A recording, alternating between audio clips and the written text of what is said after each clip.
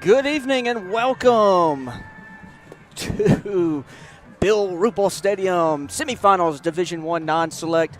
The Central Wildcats, they come up. They're going to take on the Neville Tigers, 11-1. The battle of 11-1, a trip to the Superdome on the line. We caught up with head coach Mike Collins and Stewart Shelby. They preview this matchup right now. All right, welcome back. We're in the fourth and final segment here of Tiger Talk as we welcome back Coach Mike Collins. But before we talk to him about these Central Wildcats, let's thank our good friends at the Carpenter Health Network.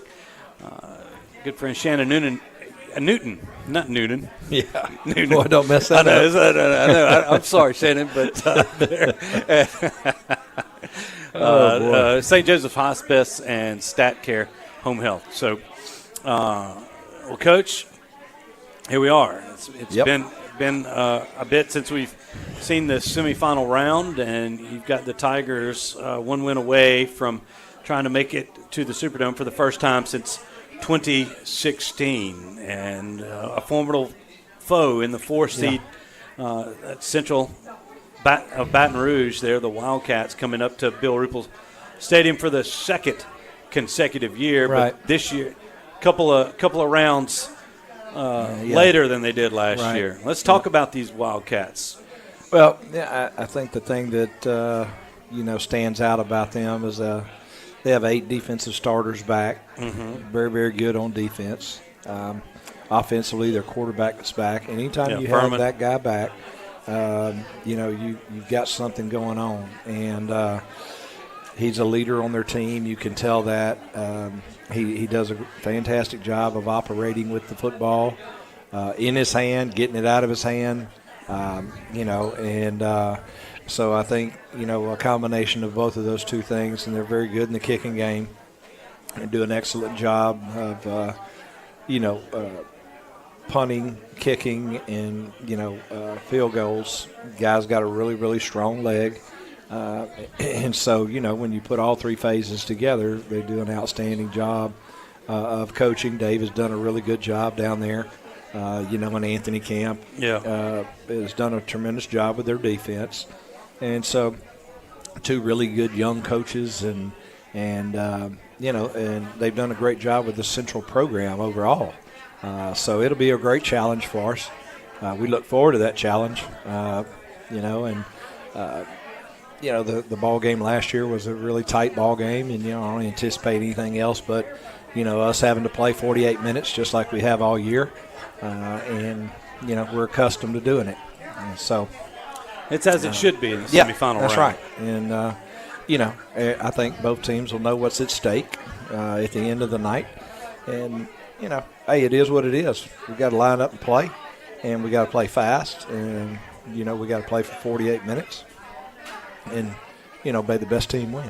A few people were worried at the end of last week that preliminary weather report was going to be possibly a wet one, but it looks as though the sun's going to be shining. It's not going to be any issue, so weather shouldn't affect this outcome at all. It should just be 2 good teams going at it and trying to get the upper hand. I mean, the key things that you guys have to do well. I mean, it seems – that it should be pretty simple. Well, it is simple, and it's kind of the remedy that we've had, when we're very successful during the season. Number 1, we can't turn the football over. Number 2, we got to be able to run the football. Number 3, we got to play great defense. So, I mean, it's no secret to it. I mean, it is what it is. Yeah. And I think our players are up for the challenge. We had a really good week of practice. And, we've had quite a few of those in a row now, weeks in succession of great practices. And I think anytime you practice really good, I think that says something about the focus of your team and the mindset of your team. And right now, I think we're in a good spot. And well, you come off of a quarterfinal win. You've dealt with the Thanksgiving week being off of school. Right.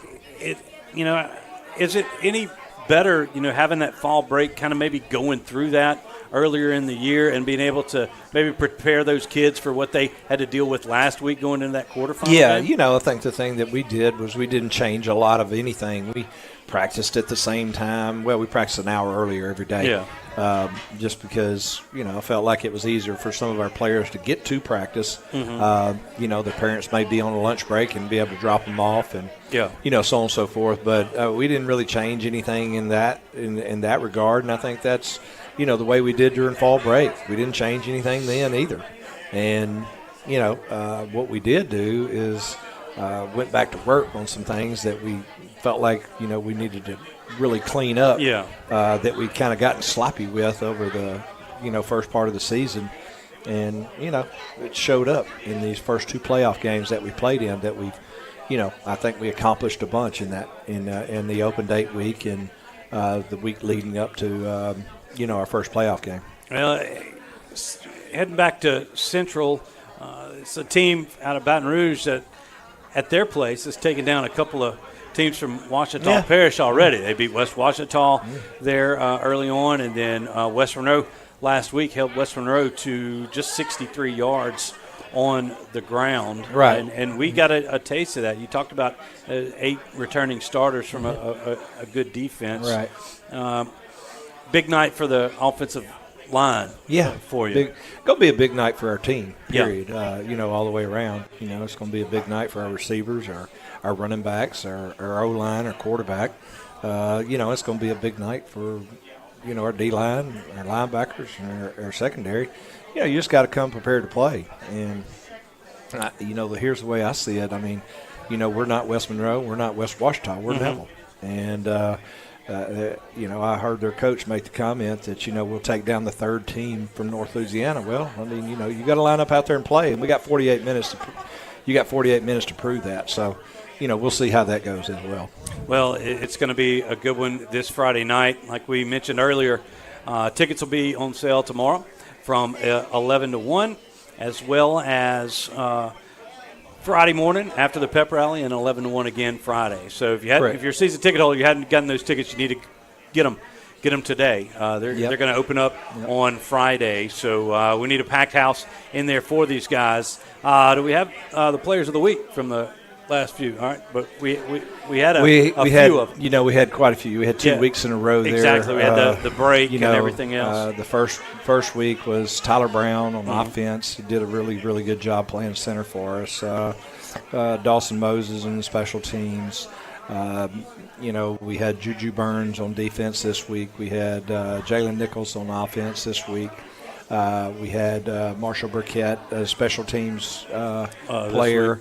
And so, it's just kind of, each person is really taking a big each player has taken a big part of this thing, and I think that's important to get everybody involved. And those guys have done a really good job of accepting what they're doing in the ball game, whether it be special teams, offense, or defense. Real proud of those guys, for being the players of the week for 2 weeks in a row there. Well, definitely so. Well, another big week coming up. We hope to be right back here next Wednesday talking about a road trip to the first road trip of the playoffs, if we could do that. But a big game Friday night. Yep, it's a huge game Friday night.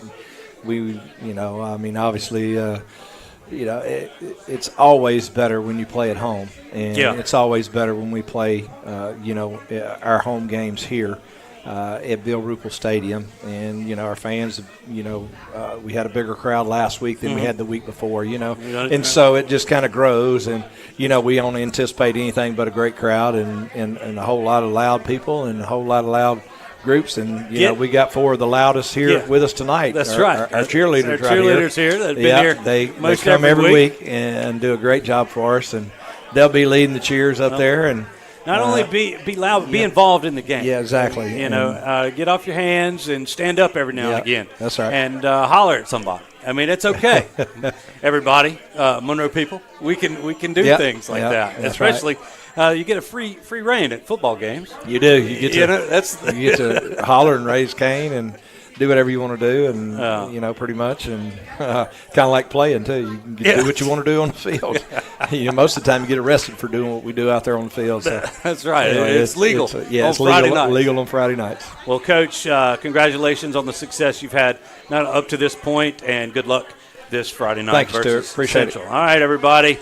That's going to wrap it up for us here as we move on. Our next broadcast will be Friday night, but we want you to watch that on Saturday because we want you in the stands on Friday night supporting these young men. Thanks to everybody that joined us here on Tiger Talk. I'm Stewart Shelby saying good night from Melvin's. We'll be back on the air Friday.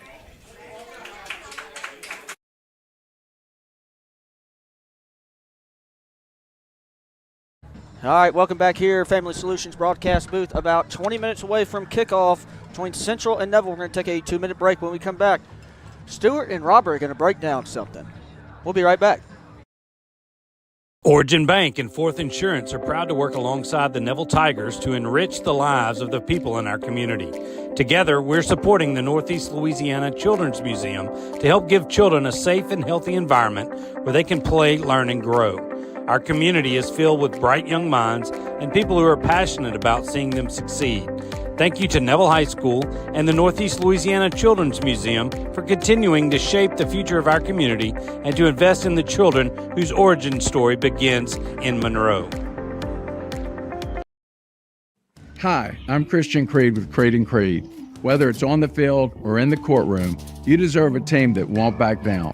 So if you've been injured in an accident, make the right call to your local legal team at Creed & Creed and let us help you win today. Let's go Tigers, and remember, home field advantage matters. Call Creed & Creed today.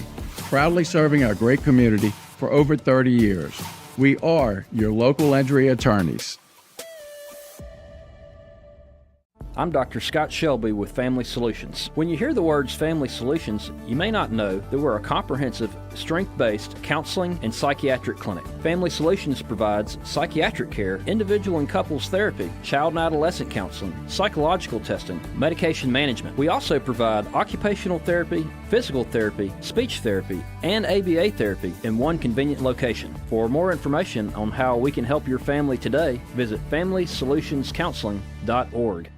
At Marion State Bank, we're committed to the growth of our community, starting with education. From elementary to high school and beyond, we invest in the growth of our students.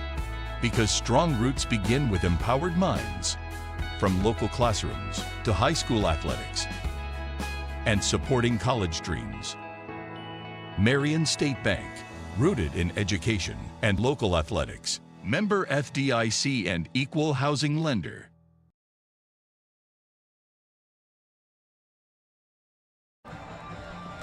Welcome back. Family Solutions broadcast booth. Semifinal action here at Bill Ruple Stadium. The Central Wildcats coming in with an 11-1 record. They're taking on the Neville Tigers, 11-1 on the season. I'm going to go ahead and throw it to Robert and Stewart in the booth. Take it away, guys. Thanks, Will. I hope everybody enjoyed that conversation with Coach Collins as we prepare you for tonight's semifinal contest. Central from Baton Rouge makes their trip north for the second consecutive year to Bill Ruple Stadium to face the number one seeded Neville Tigers. Central with a 4 seed, so it ended in chalk for our half of the bracket. And if everybody has a short memory, Central, the team that put the Tigers out of the playoffs last year with a 17-16 victory right here at Bill Ruple Stadium in the second round of the Division I non-select playoffs. A trip to the Dome is on the line, and the tension, you can feel it up here. It's already started, and we'll get into a little pregame stuff that here in just a second.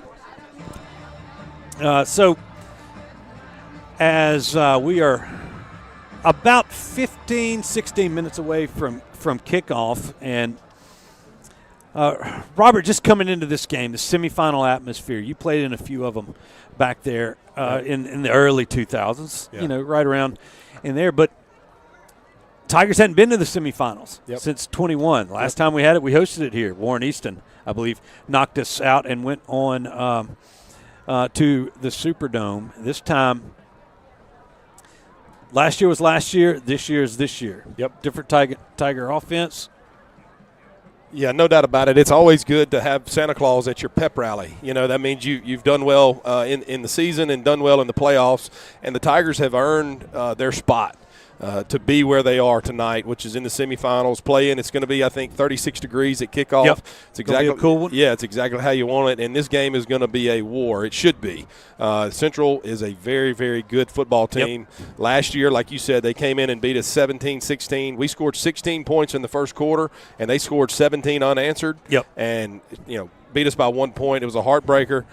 They got a lot of guys back from that team, including the quarterback and DK and KD Mays. Yeah, 8 of the 11 defensive starters from last year returned, but the most impressive of them are the Mays brothers, DK and KD. That's going to be number 47 and number 38 if you're watching at home on the Neville Tiger Network. But Jackson Furman is that quarterback. He had a long run against West Monroe, a team that beat West Monroe last week 21-7. It was down there in Baton Rouge.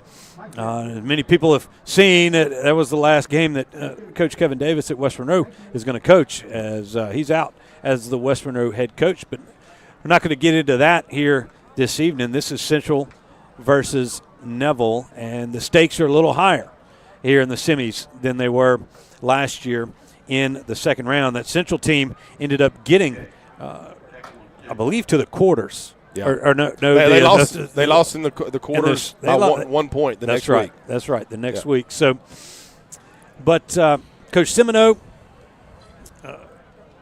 who was at Catholic Point QP, also at Catholic, won a state championship at Catholic High in Baton Rouge, and then now here at Central trying to get his third team to the Superdome. Coach Mike Collins in his first year here at Neville trying to get the Tigers back to the Superdome for the first time since 2016. So we're glad that everybody has joined us. We await the Tigers coming out, but let's get we can talk about while we're waiting on those Tigers. This is when we were down earlier pregame as Central came out. They actually started on their goal line, which was the north goal line, and walked all the way down into the south end zone where the Tigers were setting up things. And then after they got a few words were spoken and everything else, and here they are stomping and scratching and everything on the end, and it's all over social media here. But this was kind of the end of it, and yeah, it's going to be that type of atmosphere. Is what we're going to have. It set the tone early, and obviously, you know, they're on the road. Not necessarily, in my opinion, the way that you want to, conduct your team on the road at somebody else's place. But that's neither here nor there.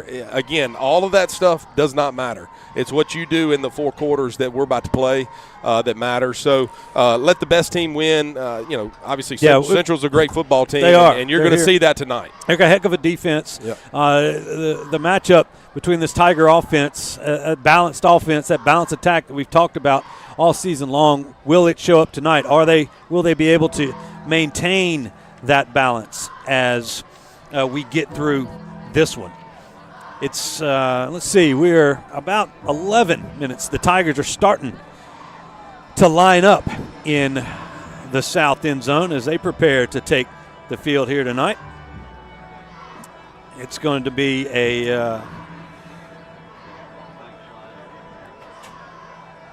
ready to run through that tunnel. And Robert, while we have a minute, I think we've got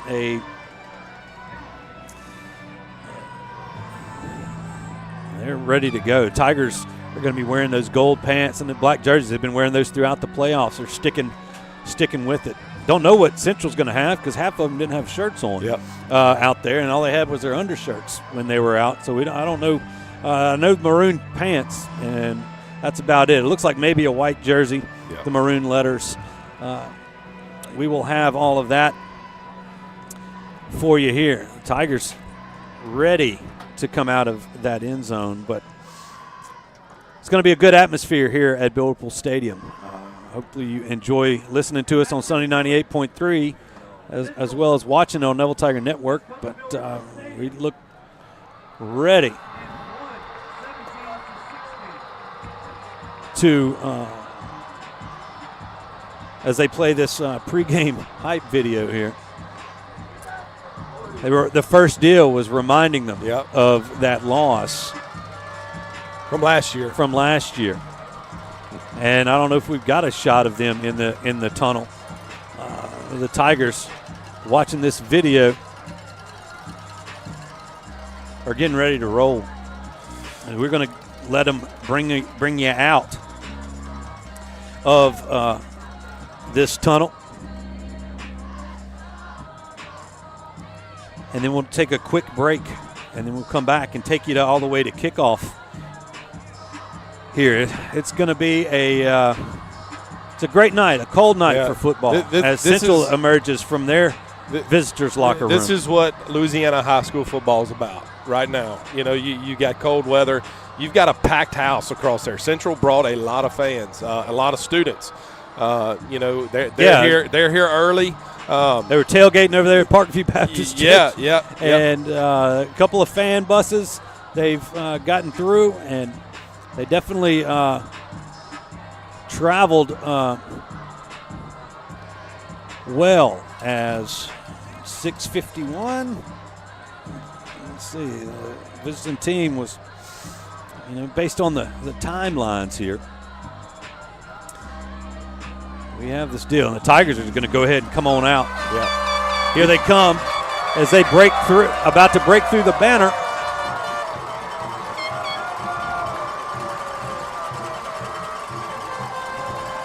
Robert, in the locker room throughout this week and around there, it's been kind of quiet. Yeah. It's like a focus building there, and well, Coach Collins and his coaching staff, he's been here before. He knows, he's been at a college level. He's played in big games, coached in big games, and he's a great person to be leading this football team tonight. Well, the Tigers kneeling around the TB18 logo. Just a point of emphasis I was reminded of the last football game that Tarver Braddock participated in was last year against Central.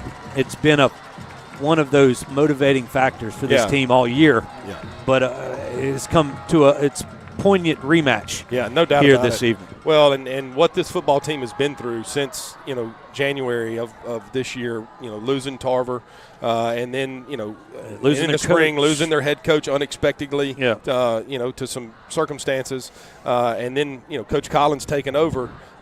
For them to be where they are right now is a huge compliment in my opinion. I think we all knew they had the expectations of this, but to really believe that we would be playing at home in the semis, glad to get here, but we got to finish business tonight and get to New Orleans. Well, the captains for tonight's game are going to be number 9, Jalen Nichols, and number 3, Robert Graves III. You've got both the Mazes, KD and DK Mays, alongside Jackson Furman, the quarterback, and I believe that's number 75, Braden Ringe, the captains for Central. And as we await that coin toss, we will have that for you with our Marion State Bank sideline reporter, Jason Ewing. The captains are coming across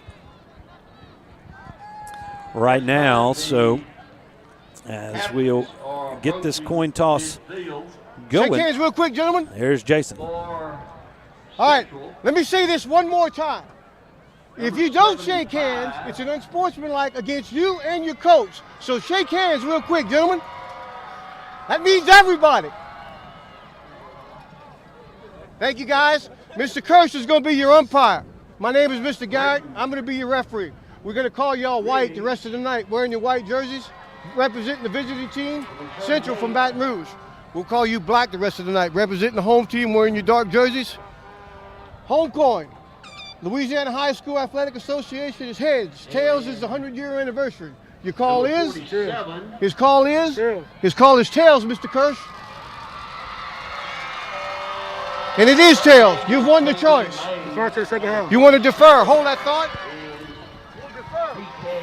All right. So the Central Wildcats have won the toss and deferred to the second half. The Tigers will take the opening kickoff. They will be running from north to south. That's from Forsyth to Hilton. So we're just about ready to get things kicked off. So with that, we're going to take a 2-minute break. When we come back, we will have kickoff for you right here on the Neville Tiger Network and Sunny 98.3. We'll be back in 2.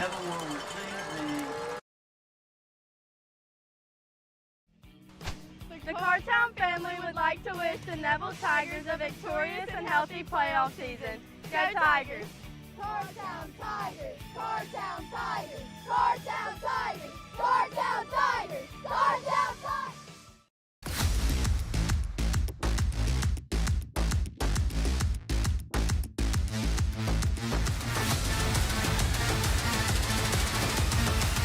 St. Francis Health, official healthcare partner of the Neville Tigers.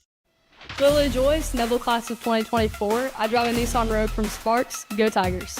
Vincent Ware, Class of 2000, Sparks Nissan and Kia Sales, Maxima Driver. Go Tigers. Kenya Dawson Bennett, Neville High School, Class of 1993. I'm a proud Nissan Murano owner from Sparks Nissan. Go Tigers! Our team knows the winning combination is always Neville Nation and Sparks Nissan Kia. Join the team today. Remember, hot deals start with Sparks. For 20 years, I've treated the local community, as well as young to professional athletes, keeping them healthy and on the field. If you've ever thought about seeing a chiropractor, or had neck pain, low back pain, or headaches, call Shell Chiropractic. See if me and my team can help you. I'm Dr. Bud Woodrow, and here at Shell Chiropractic, we offer non-invasive spinal decompression. If you or a loved one suffer from bulging herniated discs, spinal stenosis, or even sciatic symptoms, I encourage you to give our office a call here at Shell Chiropractic. For over 140 years, football has been America's favorite pastime. Jim Taylor Buick GMC understands the importance of keeping traditions alive. Cheers may change, mascots may change, rivalries may change, but one thing remains the same. The best seat at the game will always be the tailgate of a vehicle from Jim Taylor. Come experience what we're all about at Jim Taylor Buick GMC in Monroe.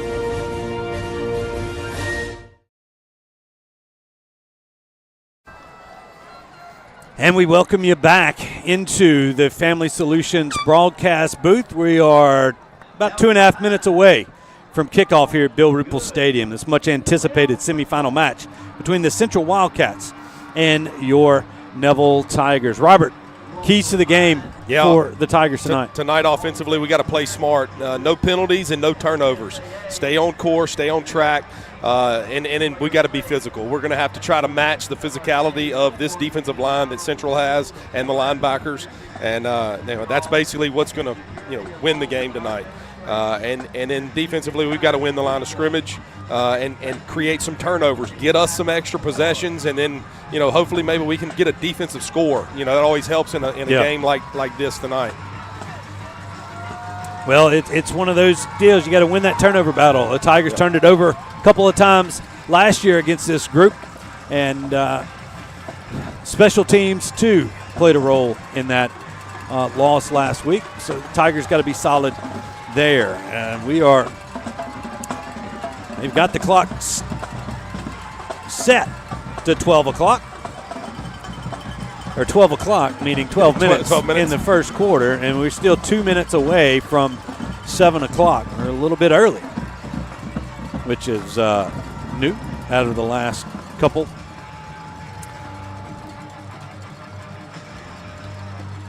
I believe that's number 41 set to kick it off for Central.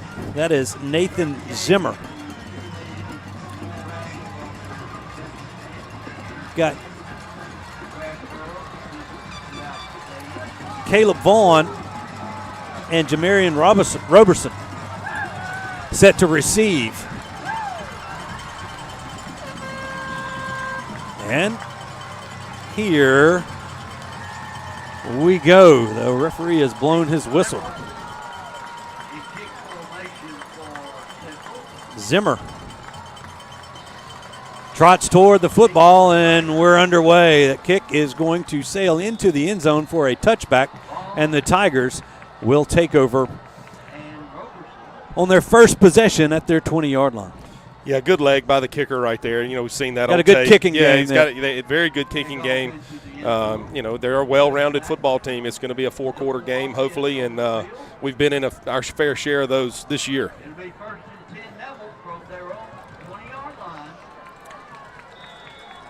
Once again, the Tigers moving from north to south. That's from our left to right here in the Bill Ruple Stadium press box. Parker Robinson looks to the sideline. That's Jalen Nichols in the backfield. Beside him, first play is going to be a handoff to Nichols. He makes a cut at the line of scrimmage. He's broken into open field. He's at the 40. He's got a man to beat. He's looking for a block. He's at the 30, 20, 15, 10, 5. Touchdown, Tigers. First play of the ball game. Jalen Nichols, 80 yards. So that's how you set the tone. It's not about locking arms and walking down the field like they did before the game. You talk with your helmet, and that right there is how you do it. The first play of the game, it's a huge run. They brought the backer on a run blitz. You can see it right here. And we picked him off. All you got to do is chip him, and he's not there, and boom, you pop it right there. That's a huge play to start this game and set the tempo. The Tigers, first play from scrimmage, an 80-yard score for Jalen Nichols. Here's Yerger for the extra point. Henry Hyde, a snap.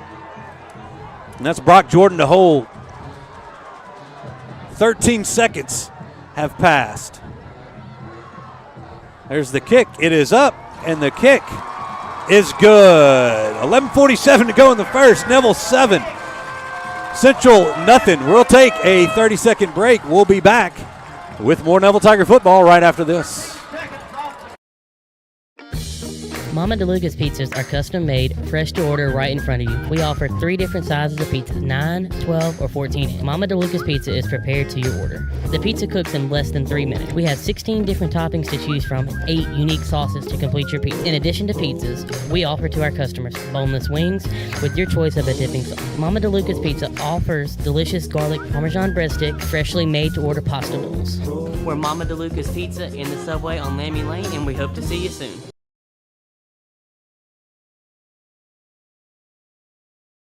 There's Jalen Nichols getting a little water after that 80-yard run. Tigers up early in this one, 7-0. And let's check in with our Marion State Bank sideline reporter, Jason Ewing. Jason. Well, that's how you start a ball game, folks. The Tigers are pumped. I mean, they came out determined, and you can see it in their eyes. They're hot and they're ready to go. Well, it's just one of those games, Robert, as you well know, you get a quick start, but you got to keep your foot on the gas. And we did it last year. We scored 16 points in the first quarter and gave up 17 unanswered. So we've got to keep it going. Obviously Central's about to get the ball. This defense needs to go out and get a stop and set the tone for this game. Last week they held West Monroe to 63 yards on the ground. Yeah. Neville's got 17 more than that on the first play. Yeah. All right, here we go. Yerger to kick it off from the 40. Can't see the number. It looks like number 5, Manny Williams. It's not going to go to him. It's going to go to the other guy. He's got it at the 12, and he will be brought down after a nice return out to around the 32-yard line. Trying to get the number on that young man, but Manny Williams is the young man, number 5, who came back. His first game back was last week against the Rebels. 21. It scored. Okay, the return man was 21, Marvin Joseph, but Manny Williams was in that auto wreck to start the season in his first game back and scored a touchdown against the Rebels to extend their lead. Okay, the first offensive possession for Central starts at their 32-yard line. Jackson Furman in the backfield, and that is Manny Williams to his right. Furman looking to throw on first down, and he's got it complete out to the 39-yard line, gain of about 7 on first down. The big tight end, number 80, Tyran Williams. Yeah, just the catch. Just threw the out route against zone right there. Tight end did a good job of sitting down and Furman did a good job of throwing that ball on time. Good first down play there by Central. And at time, because of the quick start, our first quarter sponsor, friends the Taylors there at Cartown, at the foot of the Louisville Bridge in Monroe and West Monroe. All right, Furman, once again, this time Williams to his left. He brings a man in motion. Furman looking to throw again. He steps up in the pocket. He's looking. He's going to throw it deep. This is a jump ball, and they're going to throw a flag as Williams was looking there, and I don't think that was Richard White in the coverage, and he was trying to go for the ball and runs through the receiver, but the flags come from all around, and that'll be pass interference. It was such a bad throw that, I mean, it wasn't even – it was underthrown and to the left, and our defensive back got caught up with the receiver, you number 6. You can see it right here on the Creed and Creed replay as Furman launched it in the – there was a little contact there early, and he goes to the ground. But, I mean, it was pass interference. No doubt about it. Yeah. But the throw affected it. Yeah. All right, that's going to cross the 50, and now the ball is placed at the Neville 46-yard line. Central with the first down there. Central splits 2 men wide to the far side. They're going to bring number 11 in motion. That's Hayes Mathern. They're going to hand it off this time to Manny Williams. And a short gain of about 2. That's going to be it. 2nd down and 8 upcoming for Central. Yeah, good job there by the Neville defensive line, stopping the inside run right there for a short gain. I believe, like you said, it was a 99 on the tackle there? I believe so. Yeah. That's going to be Keontae Harris. Kiki, yep. All right, 2nd down and 8. This time Central splits 2 wide to the left here. Williams to the left of Furman.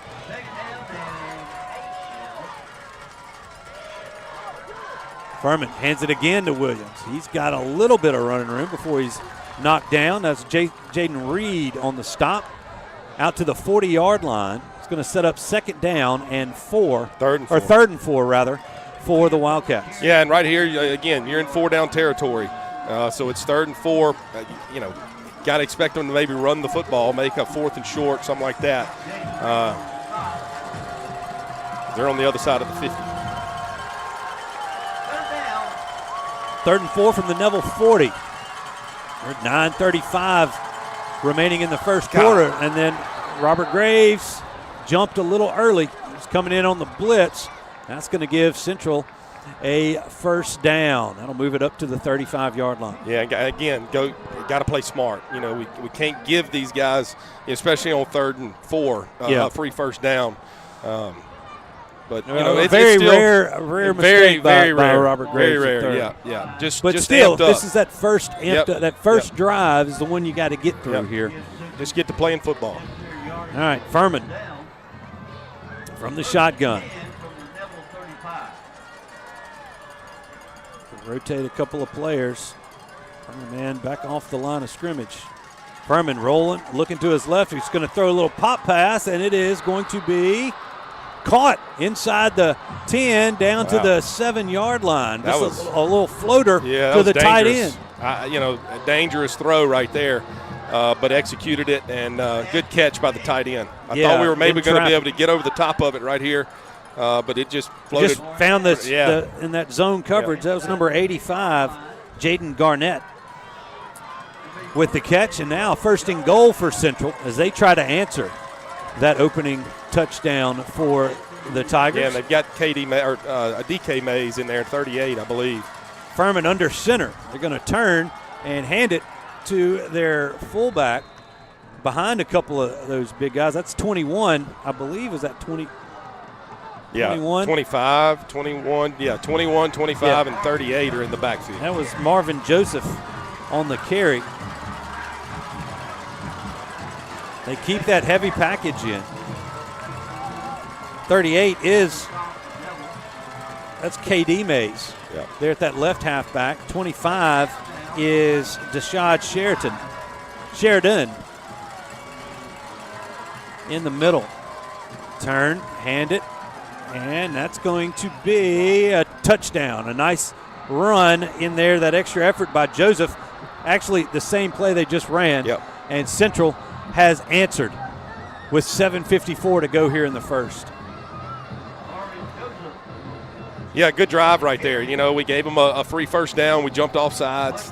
They were able to move the chains and then hit the pass to the tight end. So good execution there by Central to match the score for Neville. So making it 7-6 right now, pending the PAT.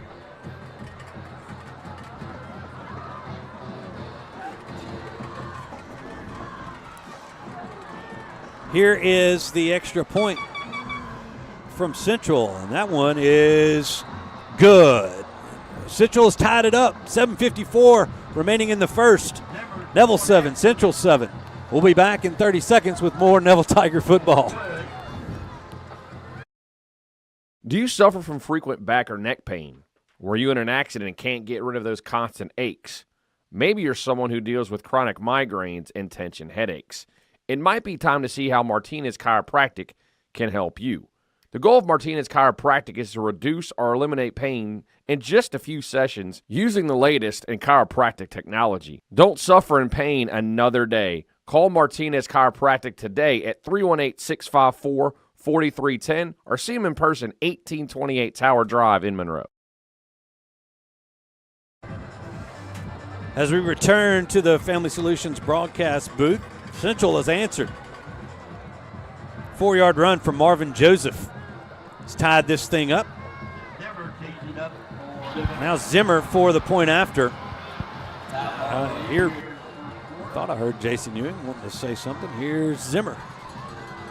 This one's going to get into the end zone again, and it's just maybe going to be the story, at least moving there. Not much wind here tonight, fortunately for these fans in this cold weather, but the Tigers will take over once again from their own 20. Yeah, it's nice when you have a kicker like that can kick the ball in the end zone. We've had it here in the past, and that's a play that you do not have to defend all night.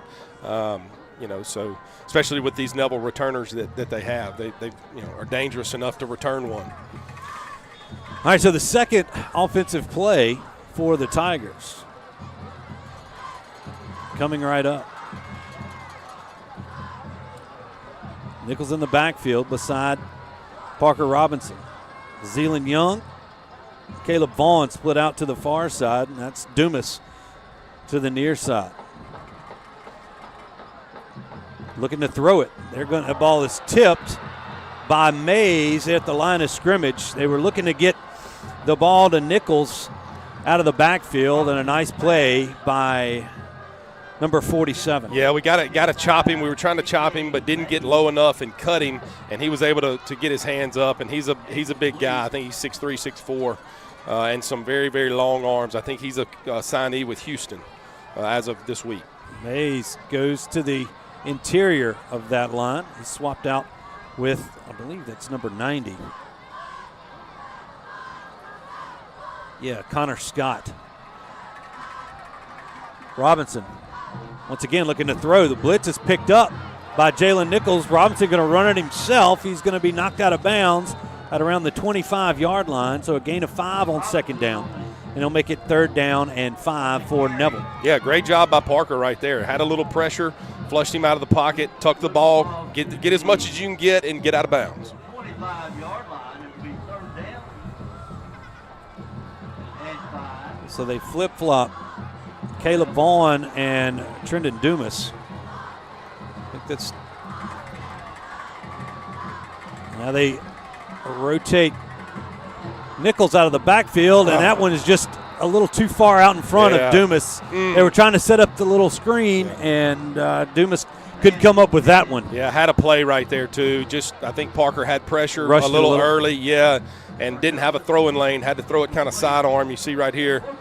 And if he sticks it on him, man, he's got a lane, and he may go take it to the house. Well, for the first time tonight, we'll see a punt here. 7:28 remaining.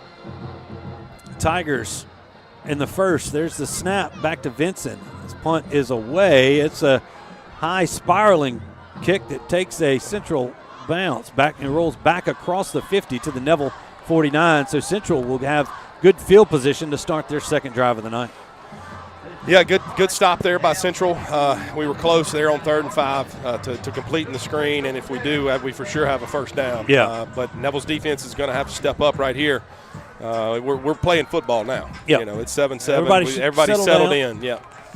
And here we go. We're in for a great night of football here on the Neville Tiger Network and Sunday 98.3. Glad everyone's joined us. Furman back to work. Bunch receivers to the right, on the right hash. They're going to hand it to Williams. Backside pressure is going to get him after a short gain. I think they're going to give him a yard, maybe 2. Yeah, it's going to say 2 out to the 47-yard line. 2nd down and 8 now for the Wildcats. Yeah, doing a good job, you know, against their run game, you know, out here in the field. They've completed a couple of passes on that last drive that helped move the chains, plus the penalty. Need to create a 3-and-out right here if we can.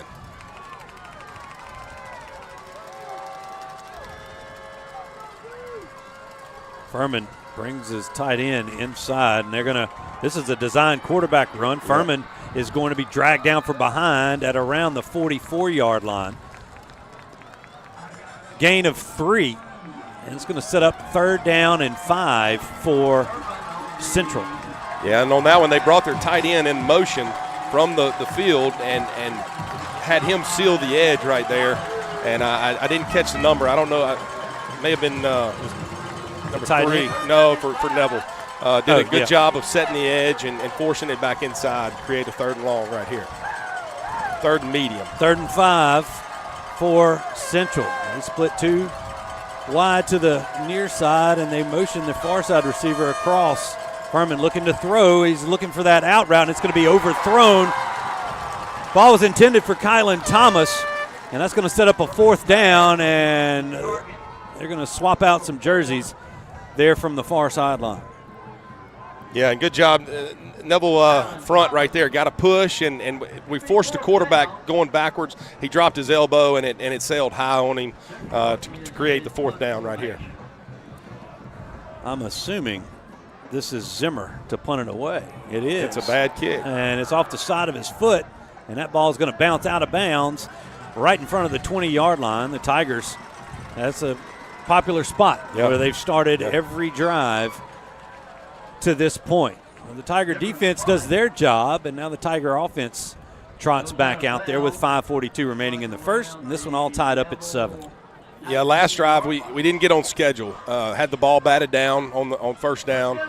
2nd down, I believe we threw an incompletion, and then 3rd down threw an incompletion. So a quick 3-and-out. Got to get on schedule right here. Maybe run the ball on the first play and see what we can do in the run game here. Parker Robinson looking to the sideline. You've got the play call. Still Nichols in the backfield beside him. Thomas Campbell shifts to the left. They're going to hand it to Jalen, and he'll fall forward for a couple, maybe just one, out to the 21-yard line. Now they're going to give it. They actually spotted that inside the 20, so that is going to be a couple. 2nd down and 8 now for the Tigers. Now they go empty backfield. Move Nichols into that receiver set to the far side. You've got Nichols and Dumas on the far side, and that's Lockhart and Vaughn to the near. Robinson back to throw. Got pressure. He's avoided it. He's going to take it himself, and he's going to be down for a loss as the pursuit got him. I think it was number 15, Scott Smith Jr., who finished that off. So that's going to lose 2. It's going to be back to 3rd down and 10 for Neville. Yeah, and we're struggling blocking their defensive ends. They're getting up the field. They're fast off the ball. We may have to go hard count, try to slow this rush down a little bit.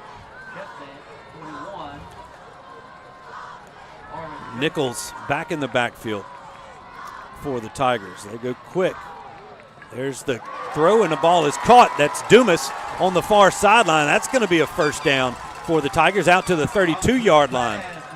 They go, and that's the first Sonic drive-in on North 18th Street, first down of the night. Great job by Parker getting the ball out of his hands. He threw it on time. It was soft coverage over there and moved the sticks there on third down. Hand this to Jalen. He's forward. Got a nice gain of close to 5 on first down, making it second down and 5 for Neville. Yeah, good inside run right there and falling forward. That's what we got to do is fall forward, especially on first down. Keep the chains moving.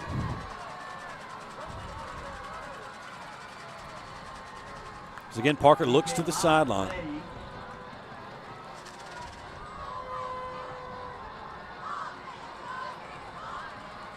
They're going to hand it to Nichols again. He's got a little running room, and he's got the first down. He's broken a tackle. He's at the 45, the 40. He's got a couple of blockers in front. He's still on his feet, and he's going to be finally wrestled down at around the 16-yard line.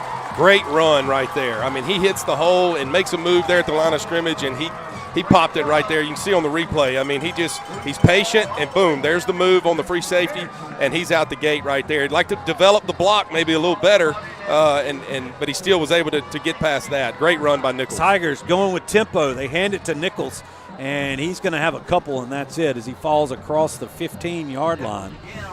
That's going to maybe be 1. Second down and 9 now for the Tigers from the Central 15. Yeah, and somebody got free right there. I didn't see. It was right. It was on the inside. One of the defensive tackles. Lineman. Yeah.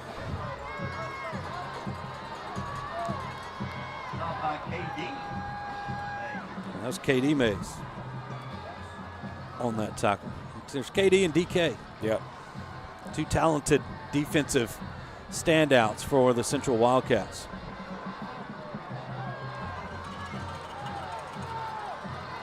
Tigers with 3 on the clock. Got to get this ball off. And now they called a timeout. All right. So a timeout on the field to avoid the delay of game. So we'll take 1, 2. We'll be back in 1 minute with more Neville Tiger football.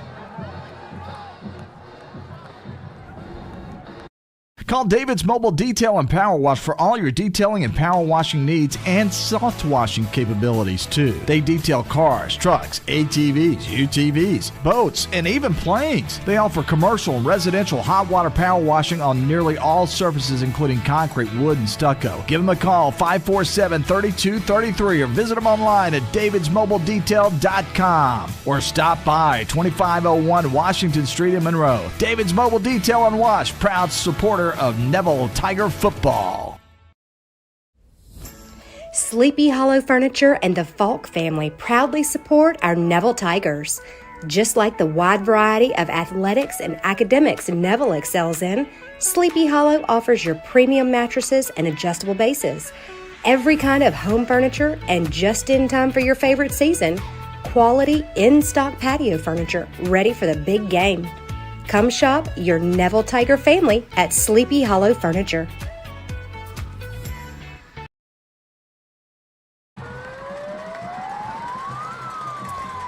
As we return from that timeout, Tigers, the 2nd and 9 on the Central 15-yard line, and then Dumas goes early, and we avoided the delay of game penalty, but the illegal procedure is going to back us up 5. Back to the 20. So now 2nd down and 14 coming up for the Tigers.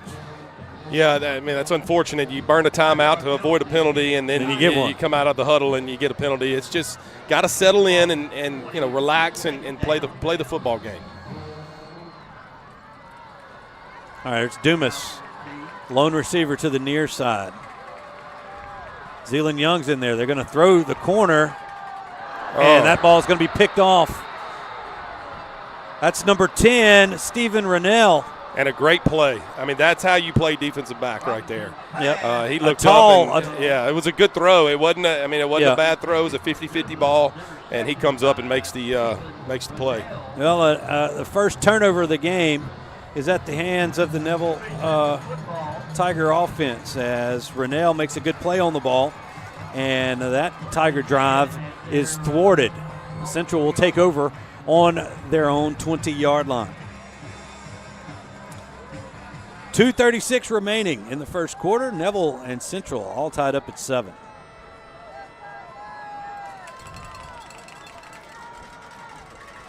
Furman from the shotgun. Tigers showing blitz. They're going to bring an extra man from the backside, and they're going to pitch it late. And the running back broke the initial tackle, and he's going to fall forward out to around the 28-yard line. I love that play. It's speed option as long as you can execute it, and that was dangerous right there. He almost pitched it on the ground. Yeah, that's Williams. But it stretches the defense. We had him. Robert had a chance at it. Just broke the tackle, yeah. And couldn't come up with it. So 2nd down and 2 now for Central. Clock running as we approach the 2-minute mark here in the first quarter.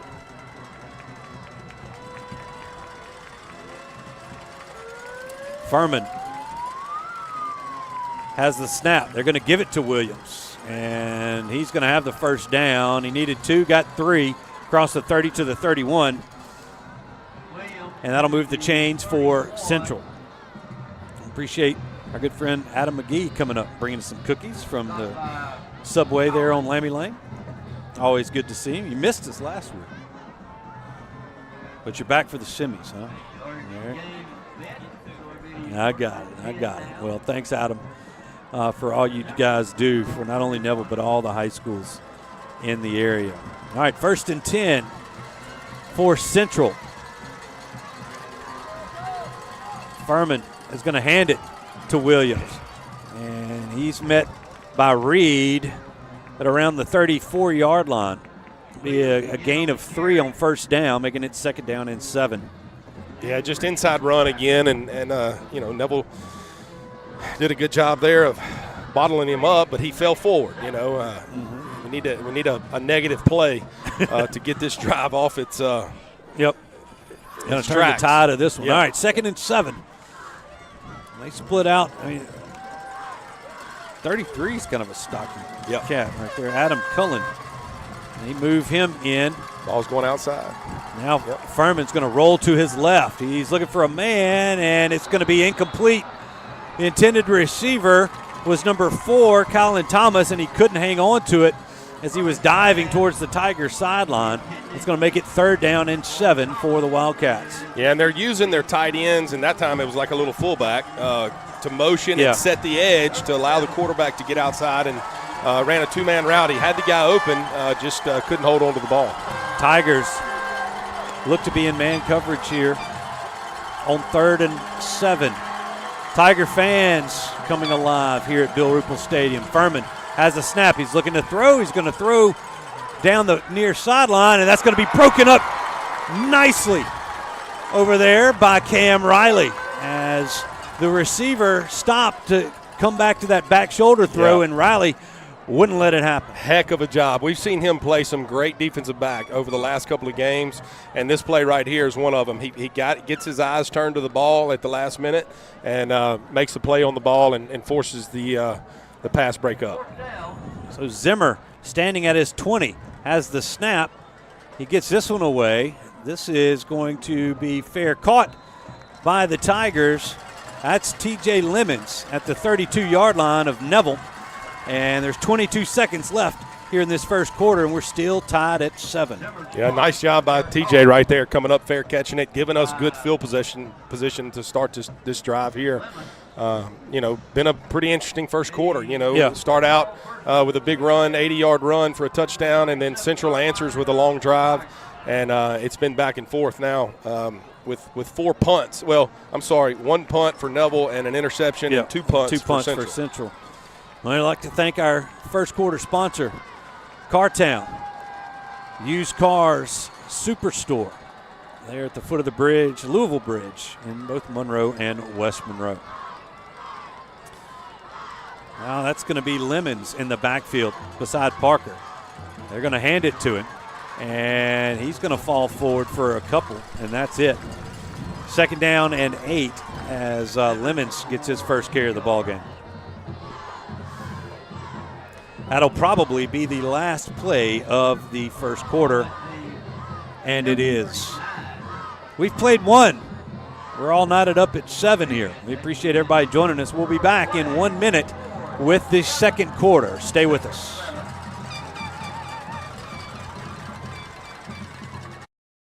Catherine Joyce, Neville High School class of 1998, Sparks customer. Go Tigers! Amaya Dawson, Neville High School class of 2019, owner of a Nissan Sentra from Sparks Nissan. Go Tigers. Will Shelby, class of 97, Sparks GM, Titan driver. Go Tigers!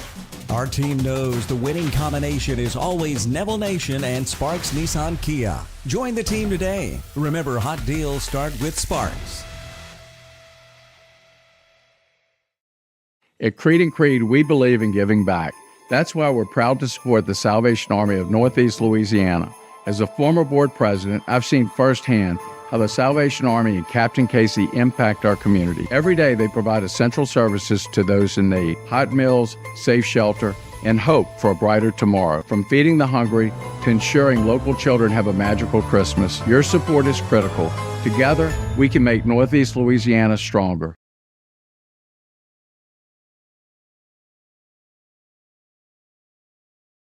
As you get a good look at Bill Ruple Stadium here on a cold December night. Semifinals are underway. We've played one. Neville 7, Central 7. Tigers facing a 2nd and 8 as we start the second quarter. Second quarter brought to you by our good friends over there at Bayou Overhead Door. Lemons remains in at running back. Robinson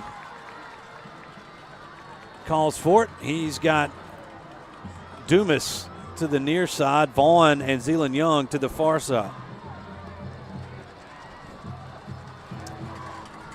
Going to go a quick throw, and that ball is going to be incomplete as it was once again tipped at the line. And a dangerous ball that was as it was floating in the air. Tigers fortunate that a Central Wildcat couldn't come up with it. Yeah, we got to get their hands down at the line of scrimmage. We're catching and throwing. It's quick game. Yeah. But we've got to get their the defensive line's hands down, and you got to cut them. You got to get into them early. DK and KD are pretty big guys, but they're not a lot of girth there, but they're a lot long. of height. Yeah, they're long. Very long. All right. Parker rolling to his right, looking to throw. He's directing traffic. He's got a man downfield, and it was Zealand Young, and just overthrew him. And that's going to bring the punt team back out for the Tigers. So you saw Parker right there kind of directing traffic, and he had his man open, just overthrew it. Yeah, it was a very good ball, just a hair overthrown. It would have been nice if we could have run under that one. That would have been a big play. Here's Vincent. He's standing about his 24-yard line. He gets this punt away. It's a low punt, and it's going to take a hard left and go out of bounds at around the Central 30-yard line. So Central defense, we knew this coming in. Central with a stout defense, and they've shown that. After the first play, Tigers have gotten a couple of first downs, but that's it. And as we move into this, it's been the defense. It started off like a track meet, and then now it's become that defensive struggle we thought we'd see. Yeah, exactly what you would think in a semifinal football game. You know, it's two good defenses, and somebody's going to have to come up with a big play, and that's what I was talking about in the keys of the game. If our defense can get a score, it would sure be nice.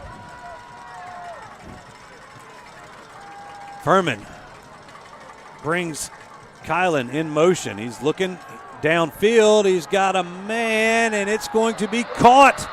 That's number 80 as Cam Riley tried to get in there, but 80 has made a couple of good catches to this point. That's Tyran Williams. There is a flag, though, back at the 35-yard line.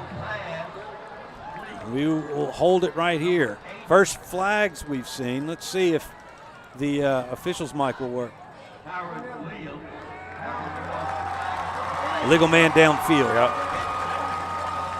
don't know if it was an offensive lineman. It must have not been lined up correctly. I said a legal man downfield either way. So that's going to negate that big gain. Back them up 5 yards, back to the 30. First down and 15 now for Central. Yeah, huge break there for the Tigers. Yeah. That negates a great catch there from a contested catch by Williams. He trots off. Yeah, it looked like Cam had a play on the ball there and just kind of maybe misjudged it a little bit, and it just fell right into the breadbasket of the receiver. And it was illegal touching, so that makes it loss of yardage and loss of down, bring up second down and 15. Okay, so it was illegal touching. Yeah, because so maybe he had touched he it. was covered up. He was on covered the up line. on the edge, That's so correct. he wasn't eligible. That's Okay. correct. All right, second down and 15 now. Get Gael down there to change our stuff. So second down and 15. The Tigers were pointing as they thought one of the Wildcats had moved. They hand it to Williams, and he barrels forward for 5, gets it back to that original line of scrimmage, and it'll make it third down and 10 for the Wildcats. Yeah, it kind of caught us off guard. We were pointing, and then the ball was snapped. Yeah, and it came right at us. Big play right here, third and 10. Central's going to split 4 wide, 2 to each side. Williams in the backfield next to Furman.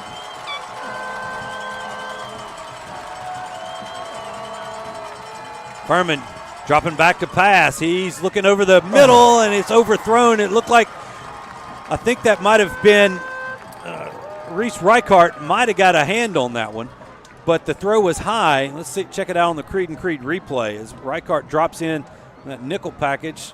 It was just a little high, looking for 80 again.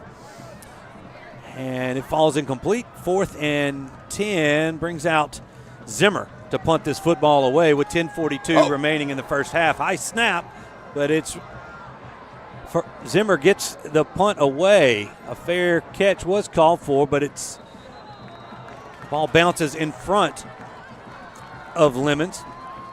And Central will down it at the 39-yard line of Neville. Boy. And Neville back on offense. Yeah, and that snap right there, the nose was up. It was almost like slow motion, and the punter did a good job. You can see it on the replay. He does a good job going up and catching that ball and getting it off. The punter's a big old boy. Yeah, he's a big kid. But if that ball goes over his head, that's going to be a huge break for the Tigers. Good job by the punter securing that ball and getting it off. Well, the Tigers, a little bunch formation.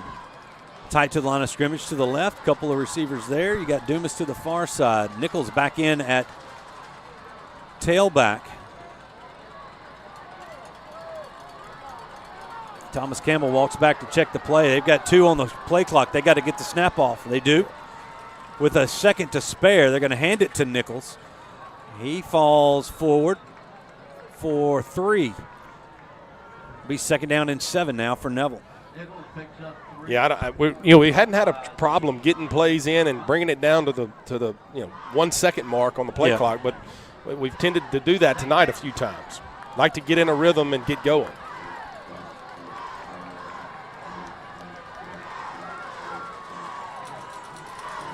Parker barking signals at his offensive line. He moves Nichols to his left. Going to turn, hand it to Jalen. Once again, he's got a little running room. He busts out of a tackle. He's trying to get out of another one. Still on his feet. He finally is going to be wrestled down at around the 48-yard line. Almost broke that outside for another big gain, but he's going to be a yard shy of the line to gain here. It's going to bring up third down and short. Yeah, good tough run, but we got to go quick right here. Get this first down and keep these chains moving here before half. They're going to turn, and they hand it to Nichols, and Mays is there. It's like we didn't block anybody. No. The whole defensive line from Central is there, and Nichols is going to lose a couple. Back to the 45-yard line. The Tigers got to punt it. Keeping their offense on the field at the moment. Now here comes the punt team. It's almost like they were blocking for a screen right there. I don't know if they mixed up the play call or what. Yeah, that's unfortunate. And you got to be able to execute on that third down right there. So 4th and 4. The guard pulled right out in front of DK, and he just filled the hole. Yeah, we didn't block it backside. Vinson punts this one away from the return man. It bounces around the 27, and it takes a Neville roll down to the 20. So it is downed by the snapper, Henry High. And Central will take over. I mean, after a lot of punts. Yep. We've got in here as we move forward here in this second quarter of play. And yeah, we knew coming in that it was going to be a defensive battle, and it's lived up to that. Yeah, no doubt about it. Got to keep playing defense. This Neville defense for sure. I know some whistles. Created turnover. Over there on the far sideline. Yeah, I got something wrong with the chain over there. Looks like Palmer's having. Yeah, another. That's like 3 straight weeks. Yeah, I know. So an official's timeout to get it. It looks like they've got it all worked out. They've stretched it out. That's 10 yards. All right, we're good. Back to play here. Kylan Thomas moves tight to the right for Central. Furman is going to hand it to Williams. And he's going to have a short gain.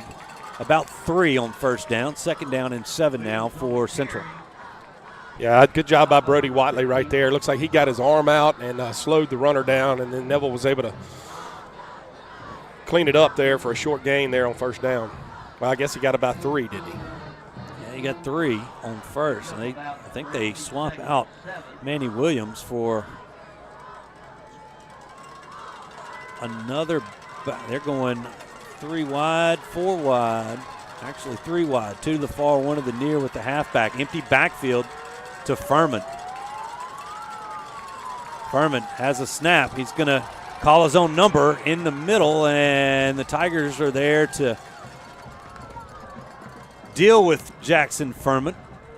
He gets about 3 on 2nd down. That's going to make it 3rd down and 4 for the Wildcats. Yeah, went empty right there and tried to run quarterback draw, and Neville did a good job responding to it. Backers did a good job converging on him and tackling for a short gain. Manny Williams back in to the huddle for the Wildcats. He's been the primary back for Central to this point.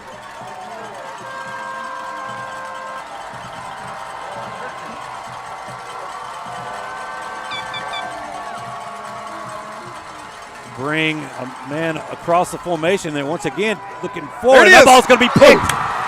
Juju Burns has it at the Central 45-yard line. He was looking for, I believe, number 88.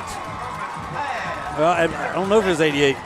It was 80. It was 80. It was a tight end they've been looking for all night. But the ball was thrown behind him. You can see it here on the Creed and Creed replay off his back foot. Yeah, and it's not even close. Neville's pressure did a good job of getting him off his mark in the pocket, and he just threw up a prayer there on 3rd down. And Juju was there to make the interception and give Neville good field position.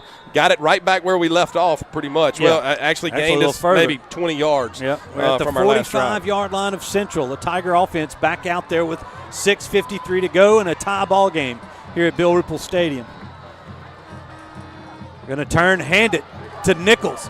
He's weaving his way through, and he's going to have a 1st down for the Tigers as he takes it out to the 34-yard line of Central.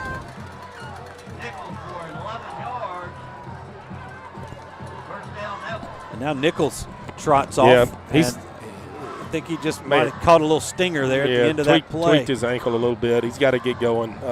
Semifinals, you got to roll.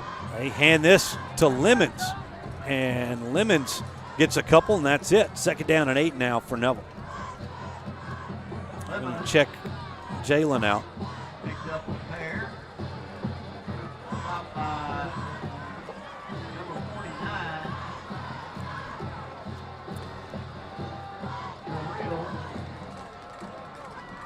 After touchdowns on opening drives for either team, it has been a defensive slugfest to this point.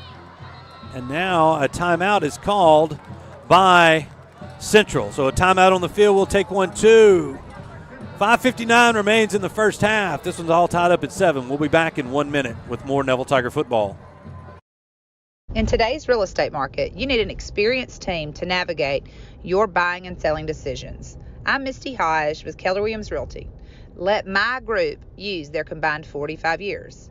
We know purchasing or selling a home can be a stressful experience, but not when you choose the Misty Hodge Group. Whether you're buying, selling, or investing, give us a call. 318-348-5945 or go to mistyhodge.com. That's MISTIHAJJ.com. We support this community, and go Tigers. At Nukes, we believe in giving you extra. Extra flavor to satisfy your cravings. Extra choices so you can personalize your meal. Extra quality by offering premium protein such as all-natural chicken, shrimp, steak, and Atlantic salmon. Extra service that will make you feel right at home. We love sharing our family recipes with our guests, and that's why at Nukes, we give you extra with every bite. Welcome back to the Family Solutions broadcast booth. Tigers, after the interception by Juju Burns, have it 2nd and 8 at the Central 33-yard line. There's Parker Robinson calling his own number. It was emptied out. He's going to slide down at the 31-yard line. It's going to be about a yard or two shy. They're going to say the 32-yard line there. And Robert, you'd like to see him go forward a little bit more, but the pursuit was going to get him. But 3rd down and 3 now for Neville. They're going to hand it to Lemons, and he's not going to get it. He's not going to get anything. He might have lost a yard. Bringing up 4th down and 4 for the Tigers. Yeah, and, when that's the Tiger offense is going to stay out here. We're in that kind of no man's land there. Yeah. We're going to have to get creative on 3rd and short. We've lost yardage. They know what's coming, and they're pretty impressive up front. Going to have to get creative on the next 3rd and short. Dumas is your near side receiver. They're looking. They've got Campbell. He's going to try to turn upfield, and he stays on his feet, fights his way for the 1st down. Oh, they marked him short. They marked him short a yard. And I didn't see where he stepped out. He was on the far side of the field. Oh, it was a heck of an effort. It looked like a heck of an effort from Thomas Campbell. And his right foot must have gone out a yard shy. Let's see if we can't see it here on the Creed and Creed replay. They tried to pull it out. Yes, he was. He was right at the 25-yard line. Couldn't stay in. A good call by this officiating crew out of the Lafayette Association. And the Tiger drive once again comes up short. Central takes back over with 4:45 remaining in this first half. We're still tied at 7. Furman calling for the football. He's going to go with the option. Breaks a tackle inside and is finally wrestled down out around the 44-yard line. Speed option again. They're taking it down the line, and he's reading the defensive end, and that time he just cut it back. What it does, it stretches your defense. It's a great play, and it's a quarterback run that gives defenses fits. Furman had a long quarterback run on that same play against the Rebels last Friday night. So actually the 43 is where they spot that one. 1st down and 10 for Central.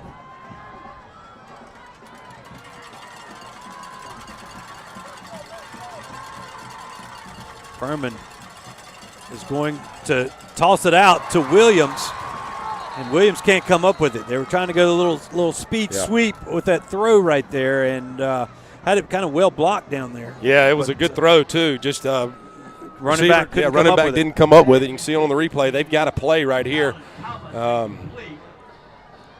Fortunate that he dropped that ball. 2nd down and 10 now for the Wildcats. Once again, a big thanks to our second quarter sport sponsor, Bayou Overhead Door.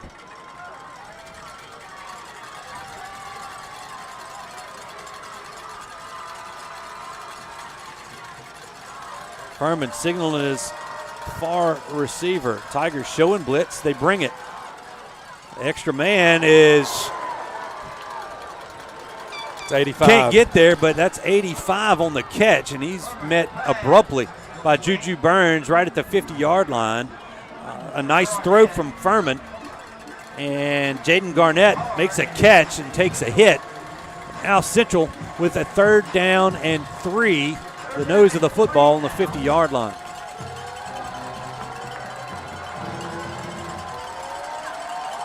Tigers bring in an extra defensive lineman as they go to this power package. Furman's going under center. Still barking signals. 2 on the play clock. They're going to turn. This time they run it to the right. They're going to have the 1st down as Mays still on his feet.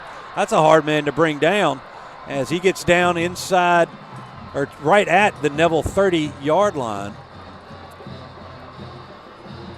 And he's kind of, that's 48. It was KD Mays. Yeah, that's KD 38. He looked like he got a little stinger there going into the injury tent. But a heck of a run right there. Just ran the power out of the a little wing tee. Yeah, the tee backfield. All right, 1st and 10 Central from the Neville 30. 2:46 remaining in the 2nd quarter.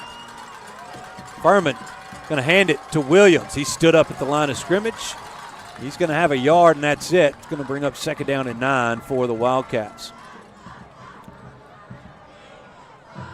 Yeah, gotta stand firm right here. You got 2 minutes and 28 seconds to go. Looks like Neville's got a man down. Yeah, that's one of those defensive linemen that is laying around the 31-yard line. Let's 98. Or 98 is the number. That's Jordan Fobbs-White. We hope that he's going to be all right. He had a little shoulder stinger earlier in the 1st quarter, so that's he must have re-aggravated it. Yeah. The clock is stopped with 2:25 remaining here in this 1st half. Central driving. Remind you that this game started off, Neville, their first play from scrimmage, takes it, one play, it was Jalen Nichols, took it 80 yards for the score, and as Jordan hops up, he's off on his own power. That's good to see. And then a drive by Central, aided by a penalty there to kind of keep that drive alive, but they come down and answer with their first drive, and it's been back and forth, swapping punts ever since then. The Tigers do have a turnover. Central picked them when they were in this area of the field back in the 1st quarter. So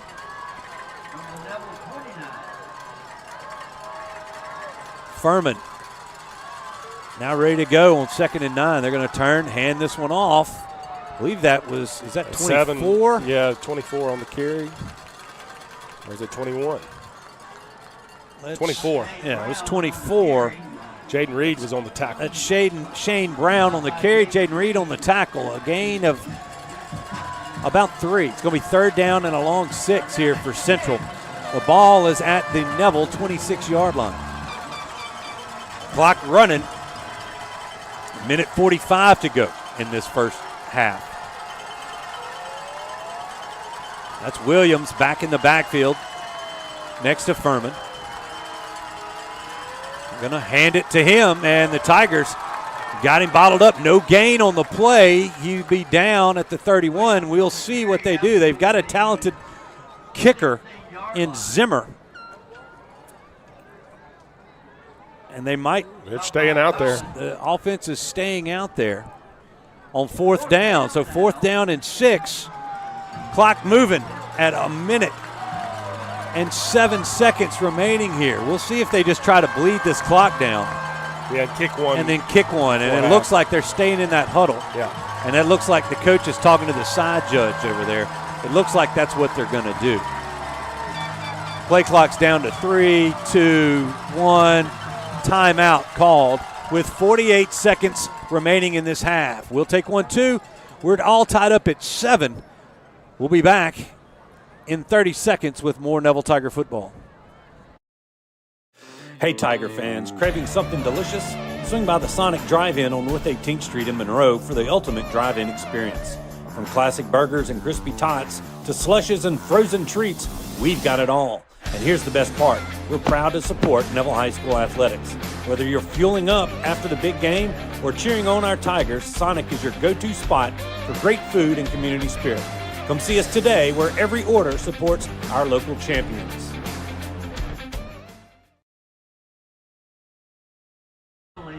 We return you to the Family Solutions broadcast booth. 48 seconds remain in the Bayou Overhead Door second quarter. Neville 7, Central 7. If you tuned into this one, you're getting a lot of what we expected, a defensive showcase here. And it looks like Zimmer is trotting out to try this field goal. The ball is at the 26-yard line, so this should be a 43-yard attempt right from the center of the field.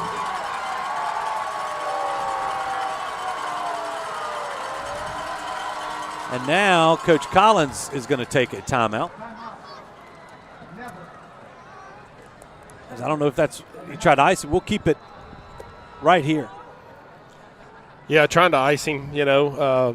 Not you don't see this much in high school football, but this kicker has a leg. This is a very makeable kick for this one, distance-wise. You know, obviously big game. We'll see.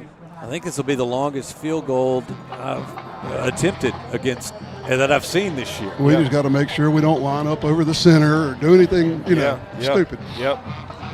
Well, you got what you can do is block it and return it for a touchdown. Yes, yes, you can. If you want to get some wishful thinking here, we can see if we can't do that. All right, coming up at halftime, we're going to have stats presented by good friends over there at NetTech Managed IT Services. We'll also have this week's edition of Tiger Beat presented by the Neville Speech and Drama Club, as well as scores from around the area and the halftime performances from the Tiger Spirit Group. So stay tuned for that. All right, here's Zimmer. He is at the 33, and then Coach Collins takes another timeout. He had 3 of them, and he's used them all. As that'll be the final timeout for the Tigers. Central still has 1. Can you take back-to-back timeouts? Okay, just not in the NFL. Yeah. So the Tigers do that. I mean, you might as well. Yeah, you don't want to go into half of them, you know. Well, going back to the coin flip, Central wins the toss and defers to the second half, so they'll get it to start the second half, just to throw that out there. Zimmer, he looks like a lineman. I mean, one of those defensive linemen. He's a tall young man. Don't have heights and weights on this roster. So this one, no timeout will be taken unless Central takes one. There's none left for the Tigers. All right, from the 40, from 43 yards. There's the snap. The kick is up, and the kick is good. Just barely got over the crossbar. And with 43 seconds to go in the first half, the Central Wildcats have taken a 10-7 lead. We'll be back in 30 seconds with the finish to this first half. At Marion State Bank, we're not just a bank. We're your neighbors, your friends, and part of your community. With branches in Marion, Farmerville, Sterlington, Drew, and soon to be West Monroe, we're excited to be growing alongside you. Whether it's opening that first savings account, buying a home, or planning for the future, we're here to guide you every step of the way. Don't forget about MSB Mortgage in Monroe. I'm Robert Lane. And I'm Ben Jones with Marion State Bank. And we live where you live. Marion State Bank, member FDIC and Equal Housing Lender. Welcome back, everybody, as a 43-yard field goal by Nathan Zimmer, the senior kicker for Central, puts the Wildcats on top 10-7 as we are nearing halftime here at Bill Ruple Field. This time Zimmer kicking for the first time towards the south end zone. Roberson and Caleb Vaughn back deep for the Tigers. Zimmer puts a leg into this one. It's going to be a touchback. No time will go off the clock the Tigers will take over on the 20 with 80 yards in front of them and no timeouts. Yeah, great kick, and he has some confidence. You see him over there flexing for the crowd, and, that's what you got to have when you're a kicker in these big games, But good job executing. I think it barely went over the crossbar. But it was good. 10-7. It was good, yeah. Got to be smart right here offensively. Like you said, Central's getting the ball coming out. Central does have one timeout. You probably will gauge how they deal with that based on this first play. We're going to kneel on it and go into the. Okay, and the Tigers do come out in that formation. They're going to kneel on that one, and it's going to probably be we're not going to have to snap another one unless Central takes a timeout. And I don't think they will. All right, let's check in and see if we've got Coach Collins and Jason Ewing for our halftime report. Coach, exactly what we thought it was going to be. 10-7 going in the half, been a defensive struggle, lots of punts, couple turnovers by each team, exactly what we thought. Well, it is, and, I'm a little disappointed that we had the ball down there a couple times and, we didn't get anything out of either one of them, and that's very disappointing, especially in this kind of ball game. When you get the ball down there, you got to take advantage of every opportunity you get, and we didn't do that. Thank you, Coach. Okay. All right, thanks, Jason. Well, he's right. A couple opportunities squandered deep into Central territory. Can't come up with any points, and here we are with a 10-7 ball game. Central out in front. Robert, your thoughts on the first half? Yeah, great first half. I mean, exactly what we expected. 10-7. It's unfortunate that we allowed them to get the field goal there at the end. Yeah, at the end, just for momentum. They get the ball coming out, so this Neville defense is going to have to step up again. Coming out of halftime and get a stop, get this ball back in our hands, and we've got to get Nichols the ball. I think he got a little dinged up maybe, but he's got to go. We've got to get him going in the second half and get a lead. I think if we can get a lead, I think our defense is good enough to play the second half and keep it. So we'll see what happens. Well, Andy Martin's been down there crunching out the stats. We'll have some of those for you at the end of here this Martinez Chiropractic halftime show. But up first, it's going to be the Neville Tiger Band, and we will have that performance for you. If you're listening to us on the radio, there on Sunday 98.3, Justin back there in the booth will kind of keep you up to date and bring you back on whenever we start going into the stats and scores from around the area. But now it's the halftime show here at Bill Ruple Stadium, and we will turn it over to the Neville Tiger marching band right now.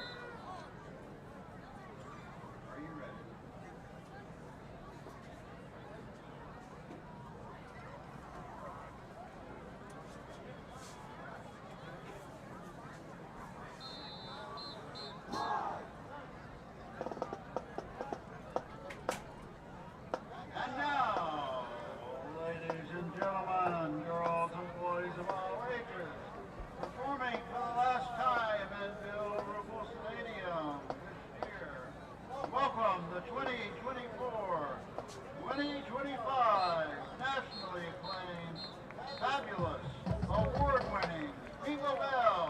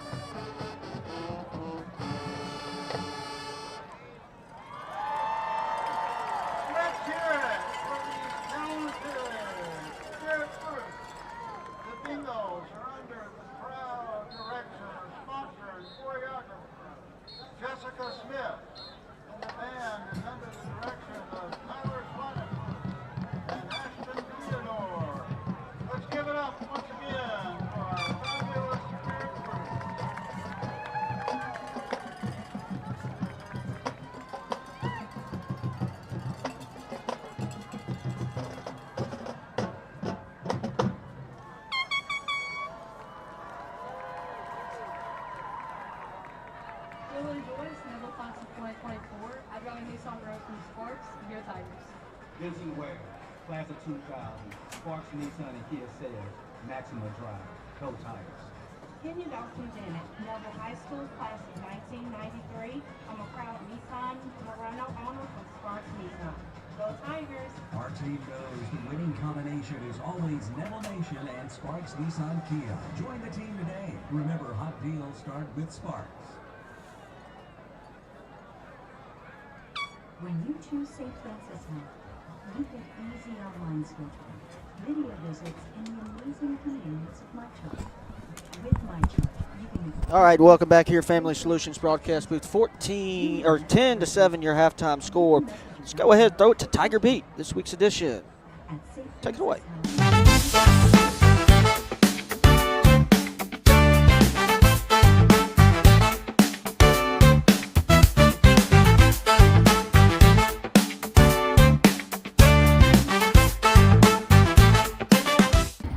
Neville Tigers. I'm junior Kirsten Winterman. I'm sophomore Kennedy Hall. And you're tuned into Tiger Beat. Sponsored by the Neville Varsity Speech and Debate Team. Brought to you each game day before halftime. Chelsea, it's gonna be awesome!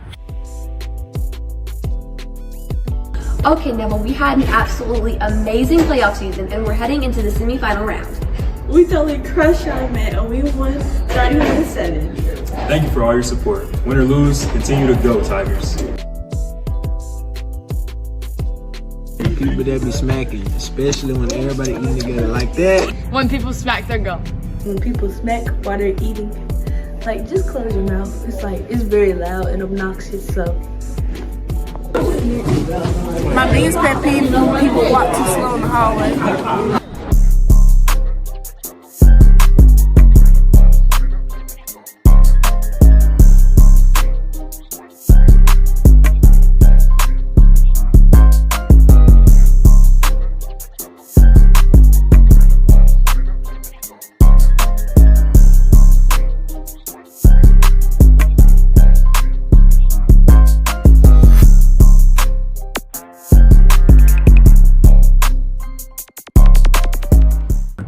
That's it for this week, Neville, on Tiger Beat. Sponsored by the Neville Varsity Speech and Debate Team.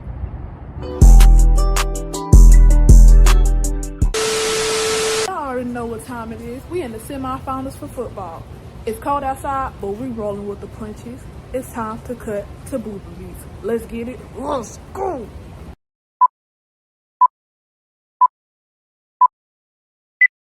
Y'all already know what time it is. We in the semifinals for football. Boom. When people swing their ponytails and call it like this, it's just... Please start over.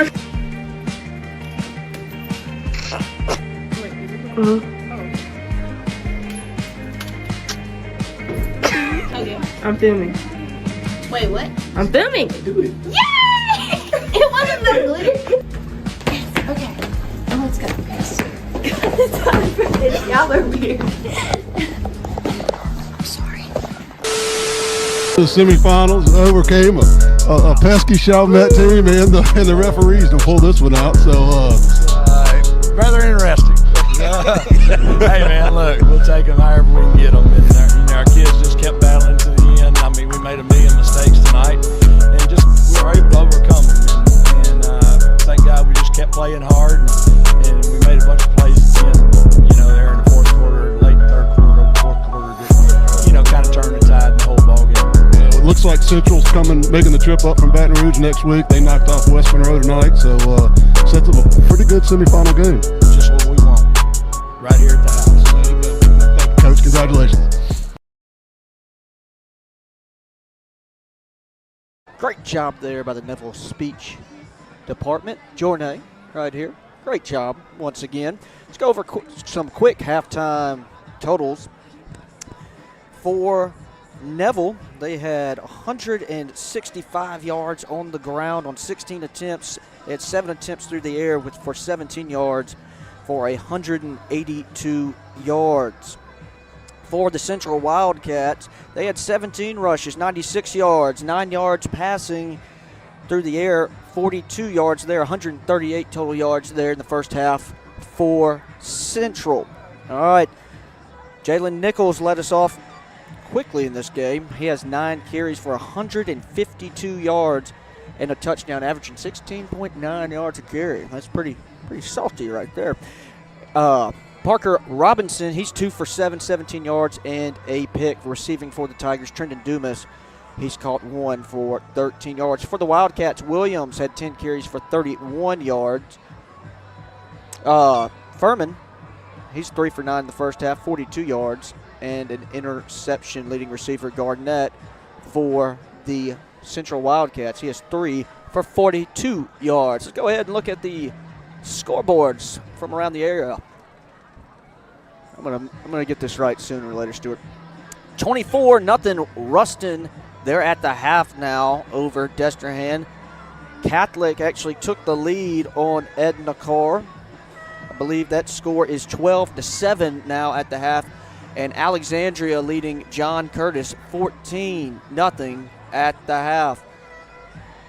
Some local scores from around the area. Sterlington all over Gina, 35-0 at the half. Union Parish, it's actually now 28-21 or 20. They're in the second quarter of play, and then that OCS scores backwards. It's 20-10 Ascension Catholic at the half. Some other scores from around the state. Franklinton leading Iowa 22-7 at the half. Cecilia leading Plaquemine 36-14. They're in the second quarter of play. Logansport leads South Plaquemine in the Division IV non-select bracket 7-6 at the half. Haynesville leading General Trask 10-0. Edie White leading Leesville 21-0 at the half. Archbishop Shaw leading Madison Prep 28-14 in the second quarter. Bunkie, the Panthers leading Dunham, the number 1 seed in the Division III select bracket, 16-15 at the half. Catholic New Iberia leading Calvary Baptist right now at the half. It's 14-10 in Shreveport. And finally, the Kentwood Kangaroos in Division IV, they're trailing Vermilion Catholic 20-0 at the half. We're going to take a 2-minute break. When we come back, we're going to have the second half and much more right here on the Neville Tiger Network. At Jim Taylor Buick GMC, it's not about us, it's about you. We know getting the right ride can be tough, but that's what we're here for. That's why we are dedicated to finding you the right look, the right size, and the right feel, all at the right price. At the end of the day, it doesn't matter who you root for. What unites us is stronger than what divides us. Come experience what we're all about at Jim Taylor Buick GMC in Monroe. Imagine having a beautiful smile that carries you through all stages of life, and that beautiful smile begins at Caples & Robinson Orthodontics. To further enhance our patient experience and care, Dr. Caples and Dr. Robinson welcome Dr. Cammie Laird as a new member of the Caples & Robinson practice. And with over 56 years of combined practice, we are the most experienced orthodontic group in Northeast Louisiana. We use the latest advancements in orthodontic technology, including the Damon Ultima system for braces, and Spark aligners that are customized to fit your life, not the other way around. Our doctors and staff will make sure you have the best experience possible on your journey to a straighter smile. That includes faster and more comfortable treatment that will give you a smile you'll be proud to wear. Ready to get started? Contact Caples & Robinson Orthodontics today at 318-325-9655 and take the first step towards a confident smile. For 20 years, I've treated the local community as well as young to professional athletes, keeping them healthy and on the field. If you've ever thought about seeing a chiropractor or had neck pain, low back pain, or headaches, call Shell Chiropractic. See if me and my team can help you. Taco Bandito. Our cooking and service is speedo at Taco Bandito. Taco Bandito on Forsyth Avenue in Monroe and Warren Drive at Cypress Street in West Monroe.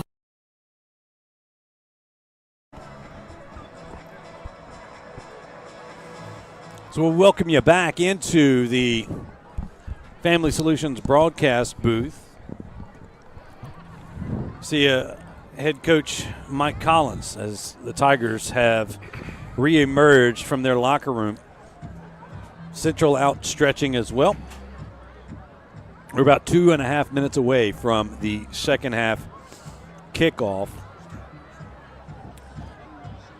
And I would like to take this time to alert you that the Neville Alumni and Friends Association has a brand new website. Go to www.nevillealumni.com where you can donate or join NAFA. We appreciate all the support. That's friends and alumni.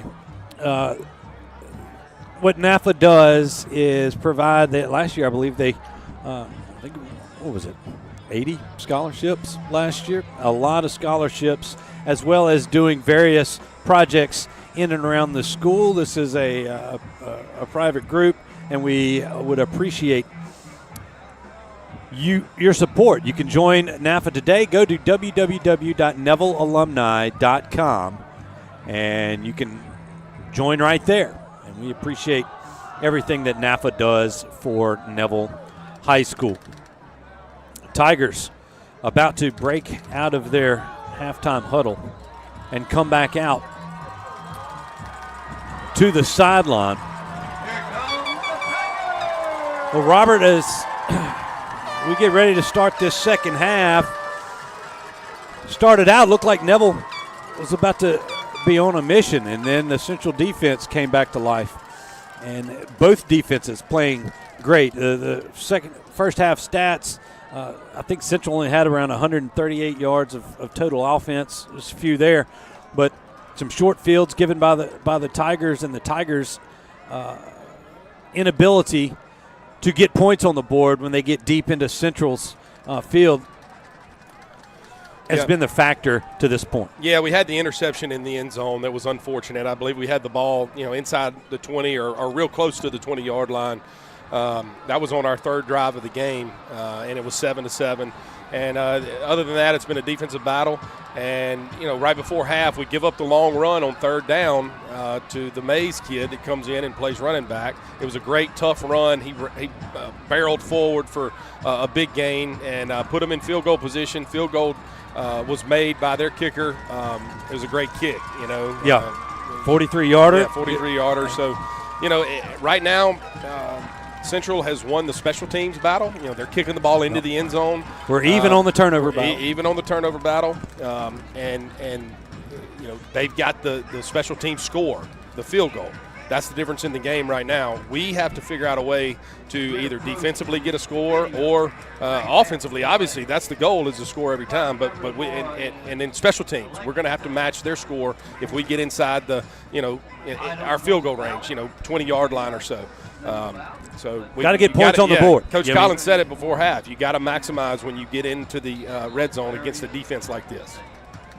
Well, the Tiger defense will be out to start this second half. I remind you there towards the end of the first half that Central won that opening toss, and they deferred. So their offense will get a first crack here in the second half. We've got a tight semifinal here in Division I non-select. Central 10, Neville 7 as we get ready to kick off this second half. You saw the Rustin Destrehan score. Rustin was up big on Destrehan at the half. These two teams right here fighting for that other spot. Next Saturday at 3:30 in the New Orleans Superdome. Here's the kick from Yerger. It's going to be taken at around the 7-yard line, and I believe that's 21 on the return. Yes, Marvin 21. Joseph. Max Carter in there on that stop. And Central will start the second half, I believe, at their 25-yard line. Marvin Joseph on the. Yeah, and it's important right here, coming out of half, this defense, we got to start fast. We let them score on the first drive of the game, a long extended drive, extended by a penalty. That's how they got their 7 points on their first drive. So we need to start fast coming out of the locker room. They come out. Manny Williams in the backfield. Motion a receiver, and this is going to be Furman calling his own number on the option, and he's got a little running room. And he'll be tripped up short of the first down around the 32-yard line. Went on that option, and Furman pulls it, calls his own number. He gets a gain of 8 there on first down. He's going to make it second down and short for Central. Yeah, and that's zone read right there. He's riding it in the mesh of the running back as long as he can. If the defense overplays it, he pulls it and goes out the backside, and that was a good play there on first down for Central.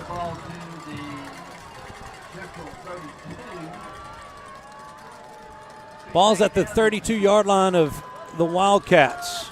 Move all three receivers now to the near side. That's Furman's left.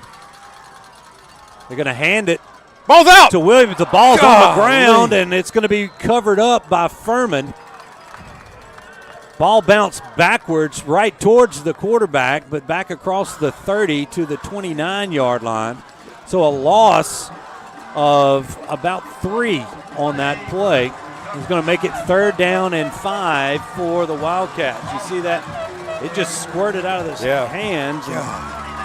Anytime the ball's on the ground like that, you want to see somebody break free and scoop and score. That was the opportunity.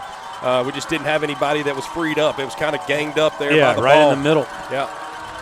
Third down and a long 5 for Central. Furman calls for the football. He's going to be back to pass. He's looking for the wheel, and it is incomplete.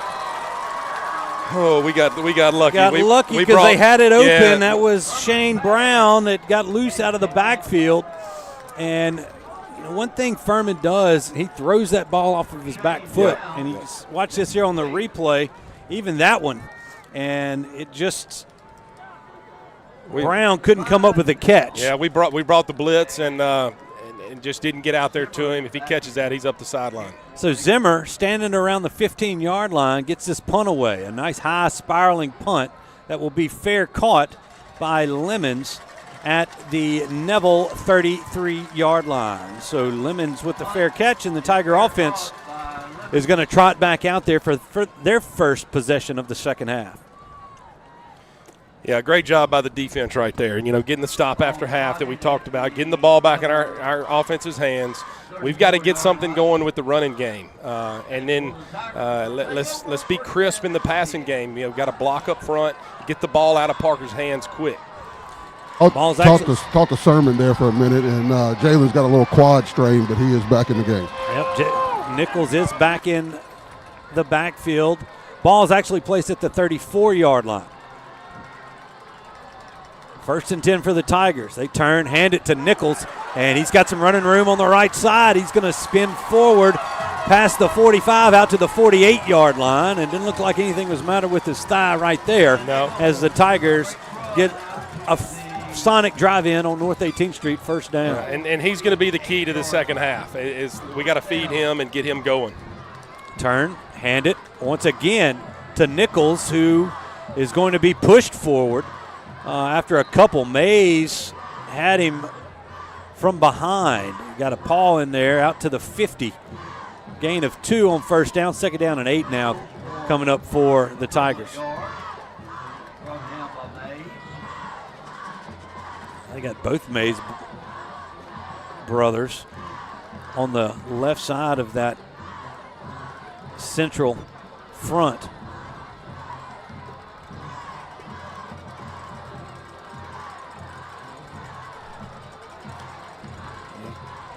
Roll. Nichols out, and then tripped up is Parker Robinson as the pocket collapsed. He tries to go forward. He gets a yard, and that's it. It's going to be third down and 7. As you see, it just a nice little move as one of the rushers kind of deked out our left tackle and came inside. And he had room to go. If he breaks that shoestring tackle right there. Yeah, at least the first down. Yeah, he's got the first down. All right, third down and 7 for the Neville offense. Robinson has the football, looking to throw. He's going to dump it out to Nichols. He makes a move at the 50, and he's going to be across the 45 down to the 41. That's going to move the chains for Neville. Yeah, great job by Parker. He read his reads. He went through it. He checked it down to Nichols right there in the flat. Nichols does a good job of catching the ball and juking a guy and getting up the field to get the first down. See this on the Creed and Creed replay, and we go quick. They hand it to Nichols, and not much going there. tries the left side and gets stuffed at the line of scrimmage. Yep. You know, Robert, I've been seeing down there's a couple of guys that have come back for the semifinal game. One of the most notable is former Tiger Fidarian Mathis, who's now a starter for the Washington Redskins. He's down there on that sideline. If we can, but a lot of former Tigers are here to support these young men in their quest to return to the Superdome for the first time in 8 years. Fidarian's here, A.J. Allen's here. I've been just celebrity after celebrity. Second down and 10 for Neville. Robinson looking to throw again. The pocket is going to collapse on him, and he's going to be sacked back to the 46. That's, I believe, D.K. Mays who blew that one up. That'll lose 5 back to the 46. Third down and 15 now for the Tigers. Yeah, he's tough to handle. You can't hold the ball that long against this defensive front. We're going to have to get the ball out on the perimeter in the running game and in the passing game.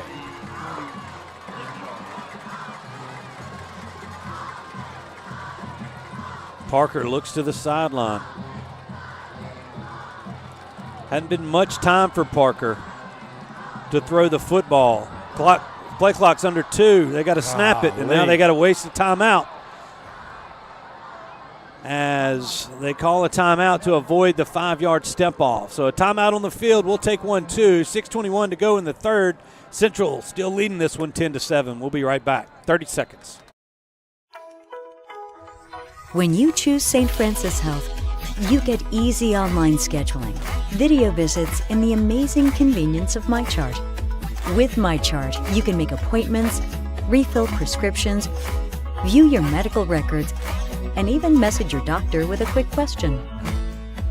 At St. Francis Health, we've made healthcare more convenient than ever.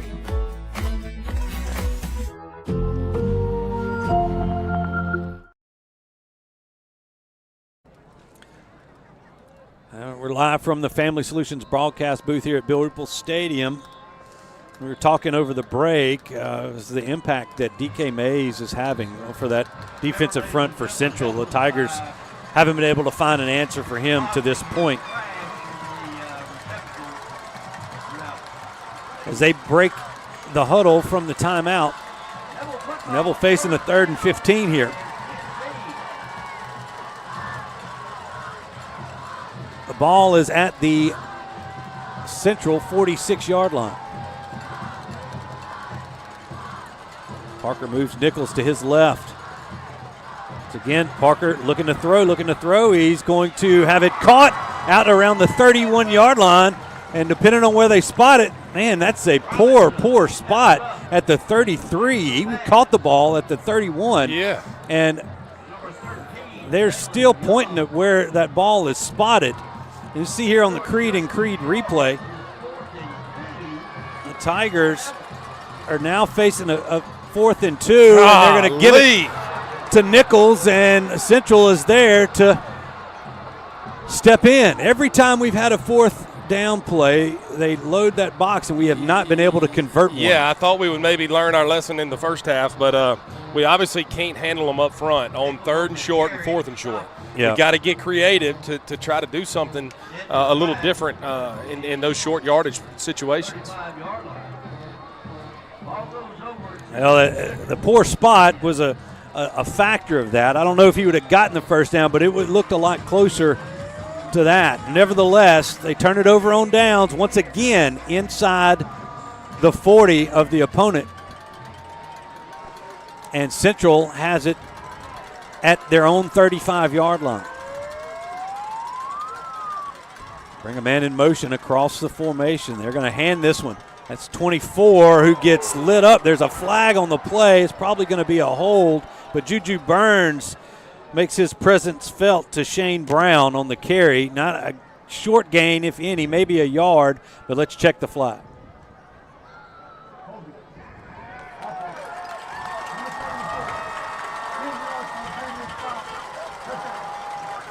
All right, that's a hold against Central. Yeah, you see 70 in there. I believe that was holding that, but it's going to back them up 10, back to the 25. First down and 20 now for Central.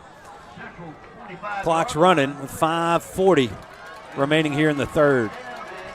Central leading Neville 10-7.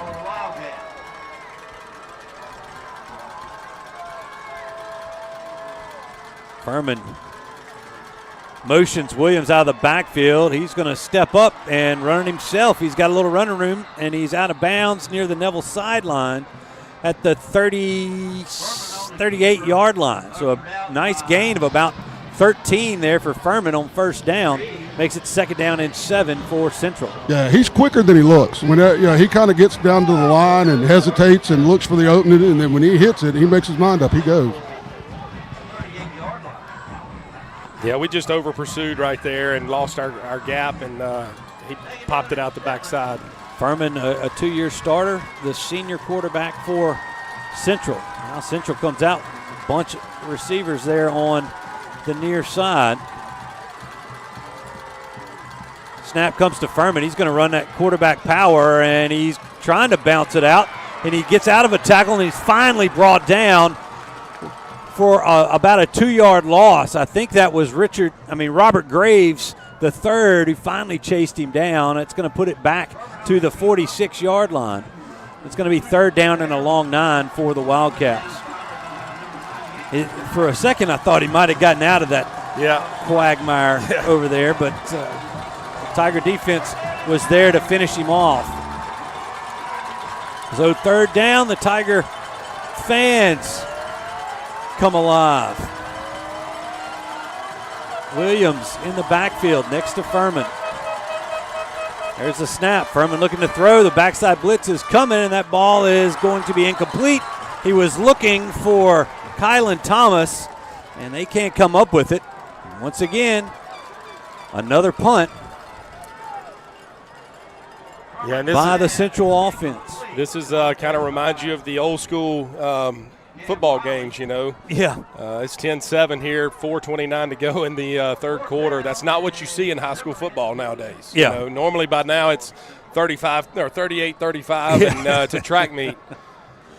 Zimmer punts this one away. This is a bad punt. It's going to bounce and come backwards inside and it's going to be downed at the 41-yard line. Oh, and the Neville guy picked it up after they downed it. And well, once they touch it, it's dead. I know, but he had a brain fart. You just get away from it. Get away from it, yeah. And they're talking to him. Yeah. That was Simmons. But it was touched. It's down, and the Tigers, once again, have it on the Central side of the field. Can they produce points here? Yep. We got to get the running game going, and we've got to get something on the perimeter. Speed option, quarterback run, something. They've pretty much had DK Mays on, I guess lined up against the right side of our offensive line, and the other Mays is playing that linebacker spot kind of opposite him. Yep. They're filling those gaps right there as Nichols moves it forward for about 3 yards. 2nd down and 7 now for the Tigers. Yeah, and Mays has been in the backfield all night. Yeah, the defensive end. He plays defensive end, and then he moves inside when they go on a 4-down line. So and now he's at that end position. Yeah. Low snap. Parker running for his life, and he's going to be sacked back at around the 43. And right there's, he can't feel that pressure. I know it's easier said than done. He's got to throw that football away. Yep. Just get rid of it and live to play the next down. But he was trying to get out of the pocket. Thought he was going to be able to break free, but KD Mays, the linebacker, shot out of there and chased him down. Well, back to the 44. 3rd down and 13 now for the Tigers. These 3rd down and longs have been tough because of the pressure. They get the screen. They've got Nichols in the middle of the field, and he's tackled. Nice tackle there from number 2, Caden Loop. Yeah, I mean, if we get a block right there, it may spring him. We just missed the block. One of our offensive linemen, I believe it was 77, and it's a tough block. It's out on space, but it's right here. And he get him blocked. Get him blocked, and that's a 1st down and 4th down and 6. Connor Vinson trots back out there to punt this away. I mean, how many opportunities can we give our offense here with good field position? This ball is going to be punted down inside the 15. It should roll out of bounds at around the 11. So a nice punt by Vinson backs up Central. This Tiger offense has just can't get into rhythm here after that opening play. And a testament to Central's defense. We knew their defense was good, and it's been the answer for them to this point. Yeah, I set it up at the beginning of the game. It's whether or not we're going to be able to handle them up front offensively. All right, 1st and 10 for the Central Wildcats from their own 11. Furman is going to hand this football to Williams, and he's met in the backfield. That's Malik Grayson is going to bring down Williams for a 3-yard loss. 2nd down and 13 coming up. Yeah, good job there by the Tiger defense on 1st down, getting them behind the sticks. We've got field position right here. We've got to keep them backed up right here and at least force a punt. The punter has not done a very good job for Central flipping the field. So if we can keep them backed up right here, we may have some good field position. The ball is at the 9-yard line of Central. Furman from the shotgun. So again, they're going to hand it to Furman still has it. He's running around looking. He's going to toss it downfield, and it's going to be incomplete. Their passing game has been inconsistent. But that's going to stop the clock with 1:20 to go in the 3rd and bring up 3rd down and long for Central. That ball's placed. It's not the 9. It looks like the 8. Yeah. And I tell you, Furman has really laid some balls up. I mean, interception balls. Like, we've got to go get it. It's 3rd down right here. See what we can do. They split everybody out. Empty backfield. As they've got trips receivers here to this near side. Furman looking to run it himself, and he's going to be hit and down right at the line of scrimmage. He might have lost a yard. As the Tiger defense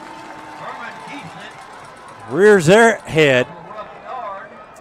It's going to say no gain. It's going to be 4th and 13. And I'm coming after this one right here. Yeah. You got to go try to get it and create some points. TJ Lemons sitting at around the 45. This might be one where you just kind of let it bounce. As there's the snap. It's a high one. They do try to get it, but it's also another poor punt that's going to bounce and take a Central bounce and going to be finally downed at the 46-yard line of Central. All right, this is an opportunity right here. We've got to find a way. Time's ticking down. It's 35 seconds left in the 3rd quarter. We've got 12 and a half minutes left of football in the semifinals here. Offense has got to find a way to score. Get moving. We got to get tied, get up. Packed house here at Bill Ruple on both sides. Central brought a great crowd, and the home side, they're packed in here as well on a cold night in Monroe, Louisiana. Trip to the state championship in New Orleans on the line. The Tiger offense trying to get back on track. Turn, hand it to Nichols, and he's tripped up after a gain of 4. Looked like he had a little room. Yeah, he did. And just don't know if it was a turf monster or a hand from one of those Central defenders. It's going to bring up 2nd down and 6 for Neville.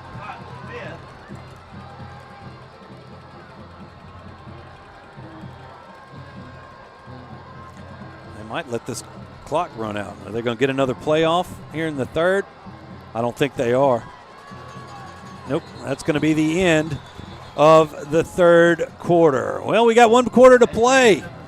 Trip to the Superdome on the line. Neville trails Central 10-7. We'll be back in 1 minute with more Neville Tiger football. Stay with Tiger fans, come visit Subway Steve, Connie, and Adam at the locally owned Subway and Mama DeLuca's Pizza at the corner of Tower and Lammy Lane in Monroe. Whether you're in the mood for a fresh made-to-order sub or a hot, delicious slice of pizza, we've got something for everyone. And we're not just about great food, we're proud supporters of Neville High School athletics. So whether you're grabbing lunch or celebrating a Tiger victory, stop by Subway and Mama DeLuca's and tell them that the Neville Tiger Network sent you. Imagine a world filled with love, laughter, and happiness. At the Tarver Braddock Foundation, we believe in the power of kindness. Inspired by Tarver's joyful spirit, we spread smiles through random acts of kindness. Join us in making the world a brighter place. Visit TarverBraddockFoundation.org to learn more and make a difference today. The Tarver Braddock Foundation.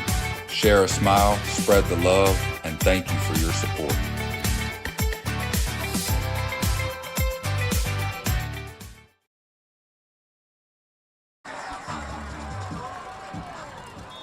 Welcome you back to the Family Solutions broadcast booth. We're at the start of the fourth quarter of play here at Bill Ruple.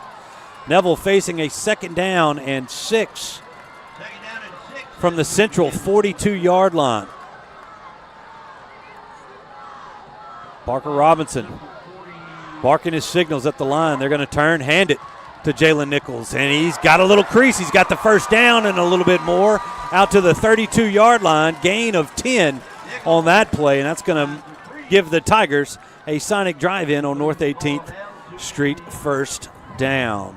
Yeah, good crisp run right there. You know, he hit the hole hard. There was a seam, and got good positive yards there to get the first down. Mind everybody, our fourth quarter is brought to you by Taco Bandito. They're on Forsyth Avenue in Monroe.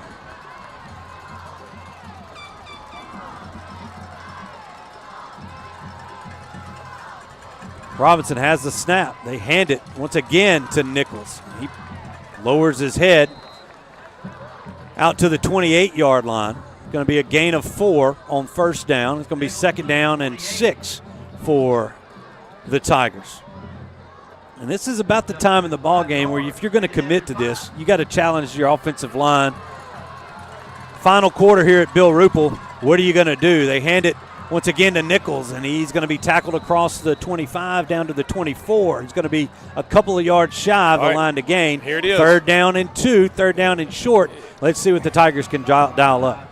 3rd and short. We got to come up with something. Be creative here. You're in 4-down territory right here. I don't know that we're in our field goal kicker's range yet. There we go. Give it to Nichols, and he's going to be pushed forward. He's going to just have enough for that first down. Needed to get to the 22, and he got to the 21.5. That'll move the chains for the Tigers, and this drive stays alive.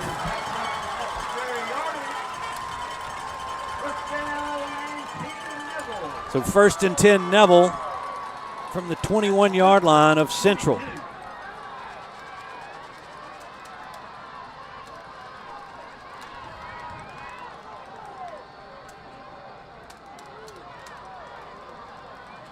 Will they stick to the run game, or will they try it through the air here? They go play action. There was a flag. That's going to be a hold against number 10. Wow. As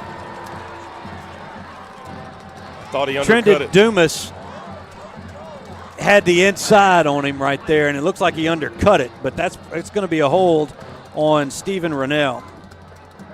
But they're going to call pass interference, which is going to be half the distance to the goal line.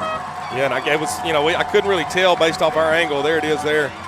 I don't know. He was grabbing it. He affected the route. Yeah. Guess so. So that moves it to the 11. So we will have a 1st and 10 from the 11. This is where it gets tough. You got to be able to run the football right here. Offensive line, you've got to pin your ears back and get it done. We are under 10 minutes to go in this fourth quarter. They're going to hand it.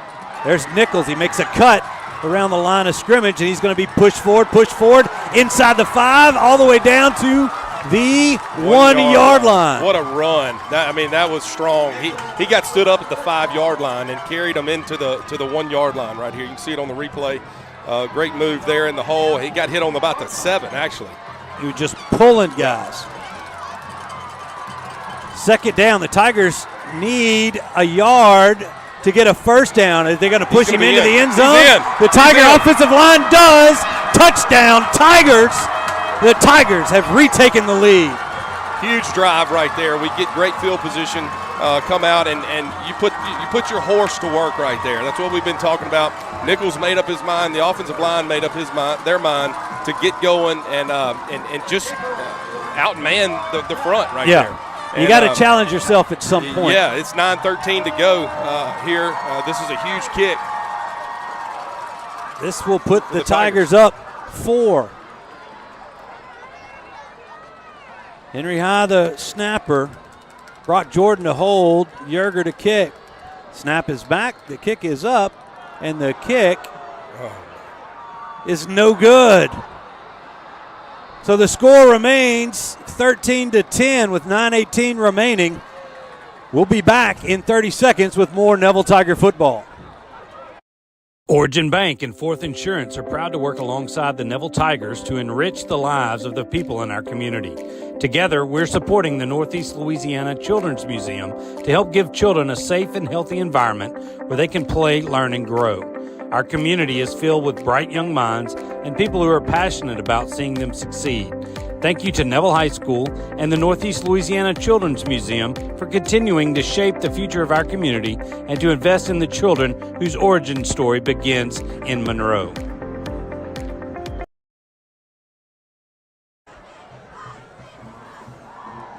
There's a tight look at the Tigers sideline as they take it 42 yards on that drive to retake the lead here. 13-10. 2-yard plunge by Nichols. His second touchdown of the night. Nichols is approaching 200 yards on the ground here this evening, and we only got 2 touchdowns to show for it. Yep. The Tigers missed that extra point, and they lead by 3 here. Now, can the Tiger defense keep this play, their play up? Yes. Jake's got him at 204. It's right around there. So there's a short kick by Yerger is taking it around the 18-yard line, and number 21 is going to be stood up at the 27 as the Tiger special teams unit swarms the ball carrier. And that's where Central will take over first down and 10. I'll have to check with Andy Martin down there. How many yards you got Nichols having? 207. But tell Jake Martin to shove it. He only had 204. We know we're just kidding. Jake's one of the best sports writers in our area. We always appreciate him and all that he does for the Ouachita Bears sports. But first and 10 for the Wildcats from Central. Furman brings Thomas in motion. They're going to turn, hand it to Williams. He's going to gain about 3 on first down out to the 32. Second down and 7 now for the Wildcats. Yeah, and it'd be nice to get a turnover right here, man. An interception. You know, we've been able to get Furman off of his point in the pocket, and if you can do that, he throws the ball up. Can create an interception.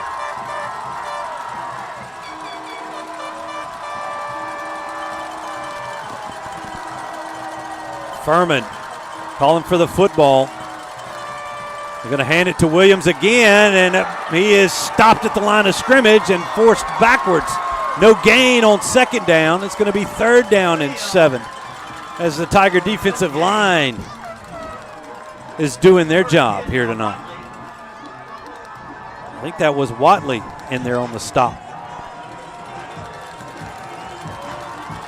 One of the Tigers who committed and made it official this week as he signed his letter of intent to TCU. The other Tiger defender, Cam Riley, heading to University Louisiana and Lafayette. Here's the third down play. Furman looking to throw.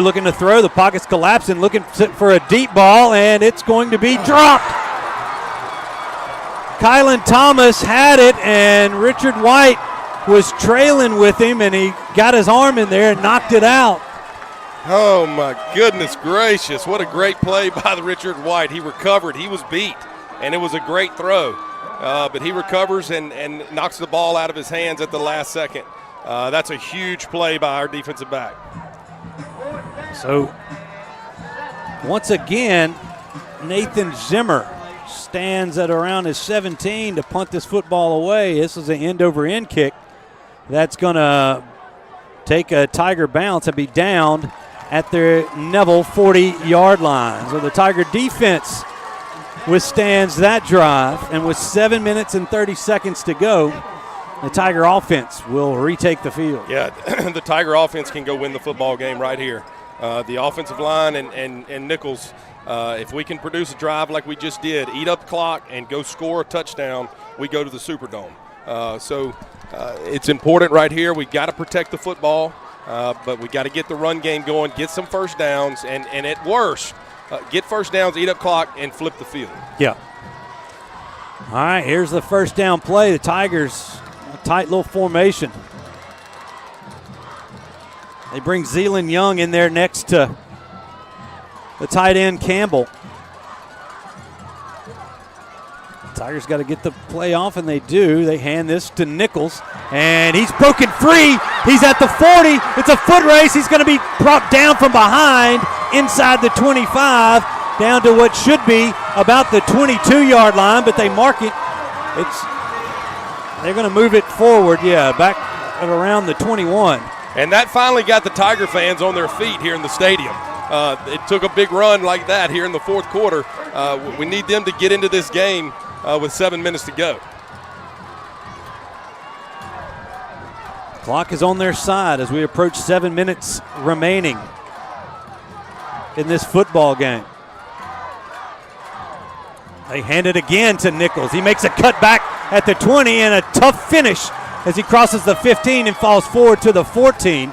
He's going to be a couple of yards shy of that first down, but a gain of 8 on first down. Yeah, and we're cheering while our offense has the ball. And that's Mays that's down, 47. Looks like his shoulder's hurt. A timeout on the field for that injured player. Yeah, I hope he's okay. I do too. That's a talented young man. It looks like a cramp, hopefully.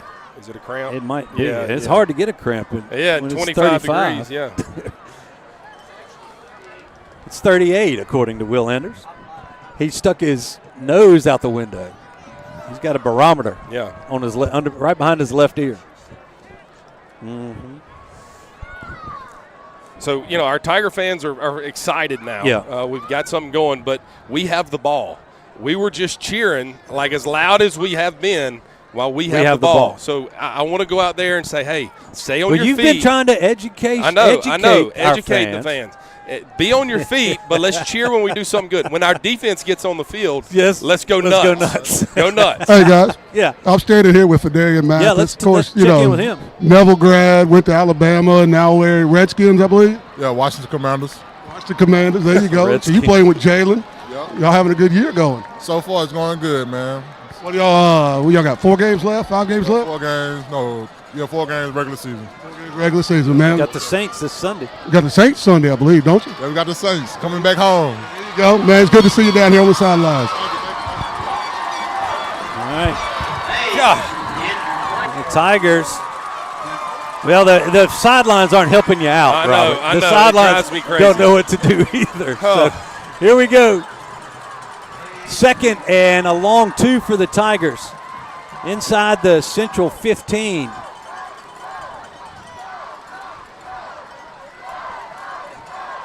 Clock is once again running as they started. There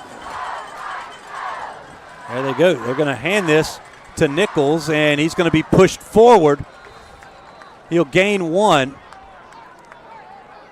and that's going to be about it. So 3rd down, and it looks like a long yard for the Tiger offense. And I don't see that Mays coming. Mays is back in. After that one 3rd and short again. 3rd and short. What can the Tigers do? They got it on that last drive a couple of times. They move Nichols to the right. They hand it to Jalen, and he's going to fall forward to the 10, and that's going to give the Tigers a 1st down. Yeah, good run. He got skinny right there, knew what he had to do, and got the 1st down. And now, with it under 6 minutes to play, the clock's running. You milk every second off of this clock. Bring it down to 2 seconds on the play clock. And a score is what we need. Yeah, they shouldn't snap the football with more than 5 seconds left on this play clock on this drive. Tiger offense at the 10, 1st and goal to go. They're going to turn, hand it to Jalen, and he pounds it forward to, what are they saying, to about the 7. Had some short spots here, but it's hard to say where that knee touched. The Tigers moving quick.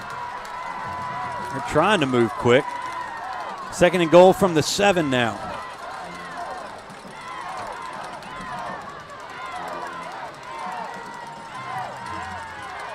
It's Nichols again trying to break a tackle, and he's going to be stopped at the 6.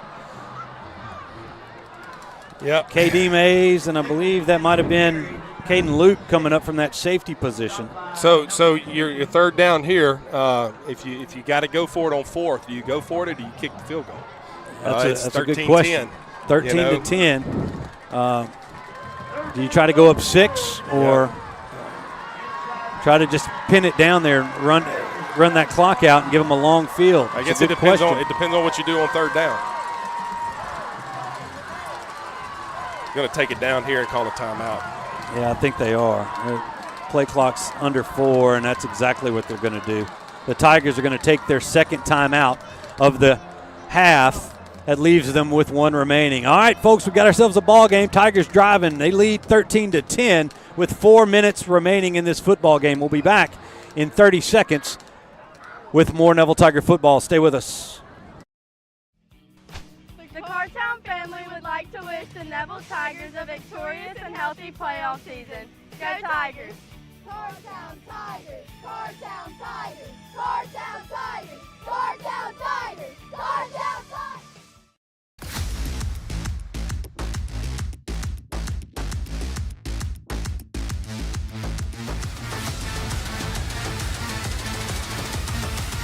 St. Francis Health, official healthcare partner of the Neville Tigers. Santa Claus has made it to the student section here on Bill Ruple Stadium. We appreciate Mr. Cody Chase. Tonight. Yep. They accepted the challenge by Coach McCarty. All right, the Tigers have it at the Central 6. They motion Campbell to the left side. They're going to turn, play action. Parker Robinson looking for a little room, and he is hit and dropped for a loss back to about the 7-yard line. And they were trying to go play action, and it was well covered in the end zone. I don't know. Yeah, it got discombobulated. I thought they actually handed it off. The Tigers haven't had much. Parker hadn't had much time to throw, and it looks like Coach Collins has elected to kick this football. This is going to be a 25-yard attempt. We're under. They might have to call another timeout as they didn't reset the clock. We're at 2-1 now, a timeout before they get flagged. That's the final timeout for the Tigers. Clock down to 3 minutes and 10 seconds. And we'll keep this right here. As Stewart, 3rd down, we run the ball. Or I'm sorry, second down we run the ball. 3rd down, we tried to throw the play action, but the good thing is we didn't stop the clock with an incompletion. Clock kept running. Clock kept running, but we have to call a timeout, which I'm fine with right there. We burn our last one, but you don't want to go into this field goal in a rush. That's right. Let's get the snap right. Let's get the kick right, and try to go up 16-10, where a field goal doesn't beat you.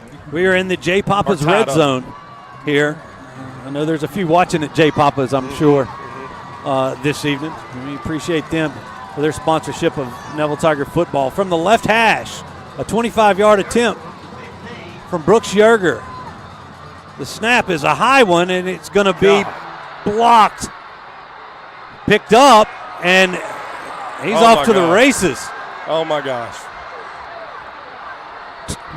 It's numbered. I don't need the number. He's at the 10-5, and he's in for a touchdown. A high snap, and the field goal was blocked and returned for a touchdown. A 85-yard special teams touchdown gives Central a 16-13 lead. You can't think it up. That is crazy. Yeah. The good thing is there's 2:52 left on the clock. The extra point here upcoming from Zimmer. I didn't get that young man's number. They're a few people short because they've got to start the play clock at some point. Well, they hadn't got the ball to set it. What a turn of events here. And, when you were talking about do we go for it, do we try the field goal, hindsight obviously 20/20. Yeah, you got to execute no matter what you're doing. You got to execute.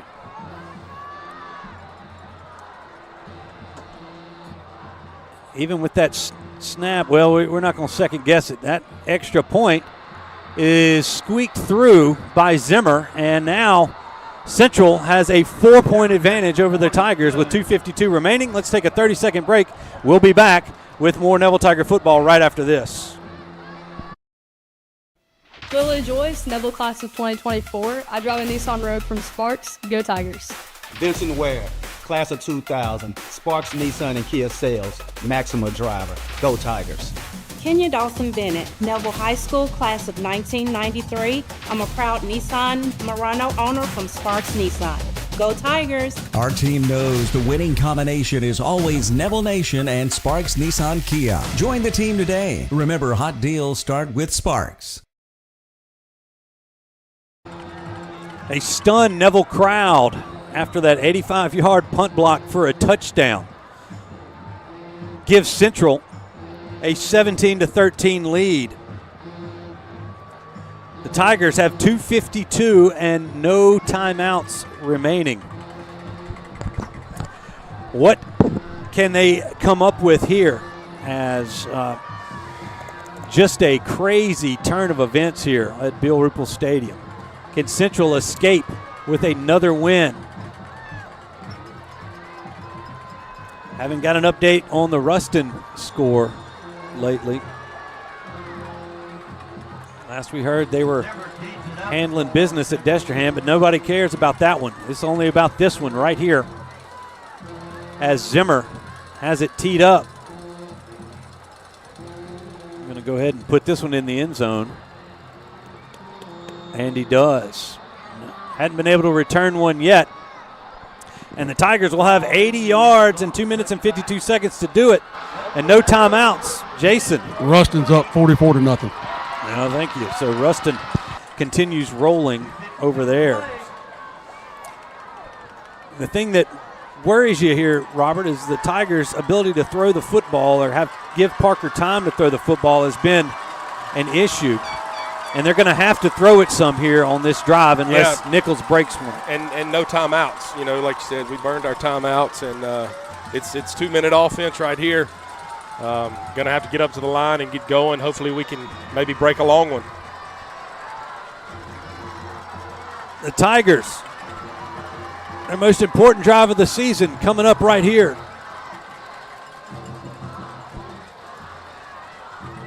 What do we Got to get the play in. Got to get the play in. We're at 7, 6, 5. Check the play clock. Ball is snapped. They're going to hand it to Nichols, and he's going to be drugged down in the backfield. They're going to say he got back to the line of scrimmage, but that's it. Tigers have got to go quick. Nichols on the carry for no gain. Second down and 10 now for Neville.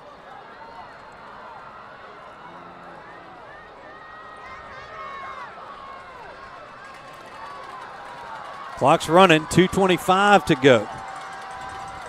They motion Nichols out. This time they've got some time. Nichols has it in the open field, makes a man miss at the 20, and he's going to get out of bounds at the 26-yard line. So it'll be 3rd down and 4 for the Tigers. And now Nichols is going to come out as he took a spill there on the Tigers sideline. TJ Lemons replaces him in the backfield. And it's been an outstanding night for the senior, Nichols. Over 225 yards rushing. I know he's trying to fight his way back on to the field, but here we are, 3rd down and 4 for the Tigers. Robinson looking to throw. He's got it, and right through the arms of TJ Lemons. It's going to be 4th down in the season coming up for Neville here. They've got to convert this.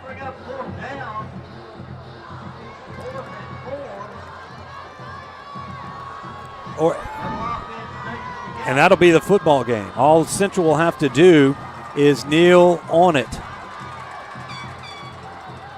Lemons remains in the game at running back. Parker has it. The throw is going to be short. No flag as they were wanting a interference as Campbell was unable to come up with it. And folks, the Tigers' bid to get into the Superdome may come up a little bit short here. Yeah. And what a way to end this football game. It really is. I'm replaying it in my mind, and I'm wondering how did it happen. I mean, we've seen some great games. A.J. Allen caught the ball against Ruston on the last play.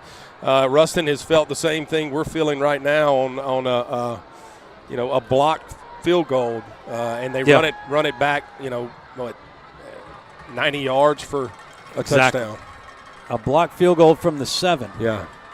And we had nobody that could chase him down, and this is going to be a handoff as they hand it to Mays to the 24. Which I don't know. I don't know why they're handing it off at all. They don't have to. Tiger fans have started going towards the exit. And Robert, this has been a Tiger season where the Tigers have played well throughout the whole course of the season, and they're going to come up just a little bit shy of their goal to end that season in New Orleans. So again, Furman hands it to Mays. Tigers are trying to strip it, and he is going to be down inside the 20 at the 19. That's going to be a couple of yards shy of that line to gain.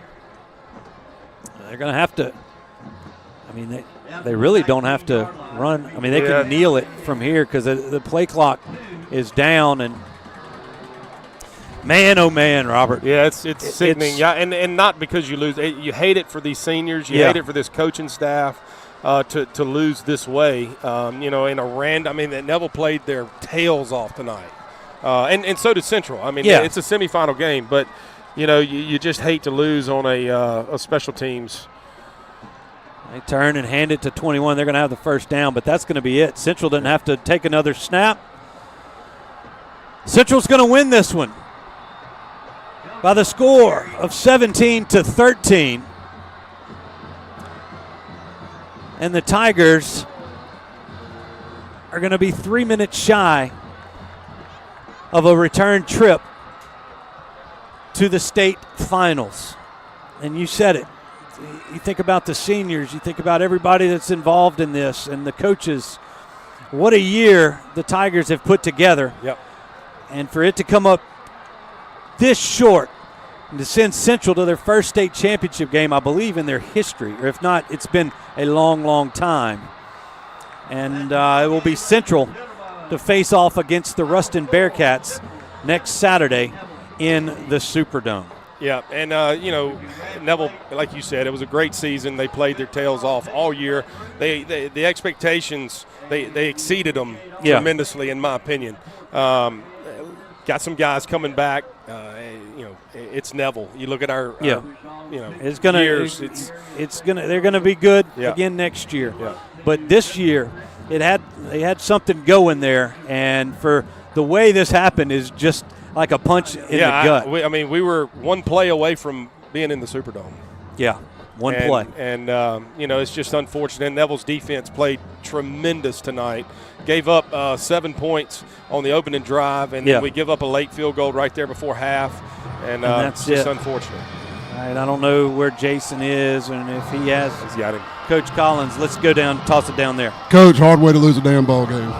It just, one play away.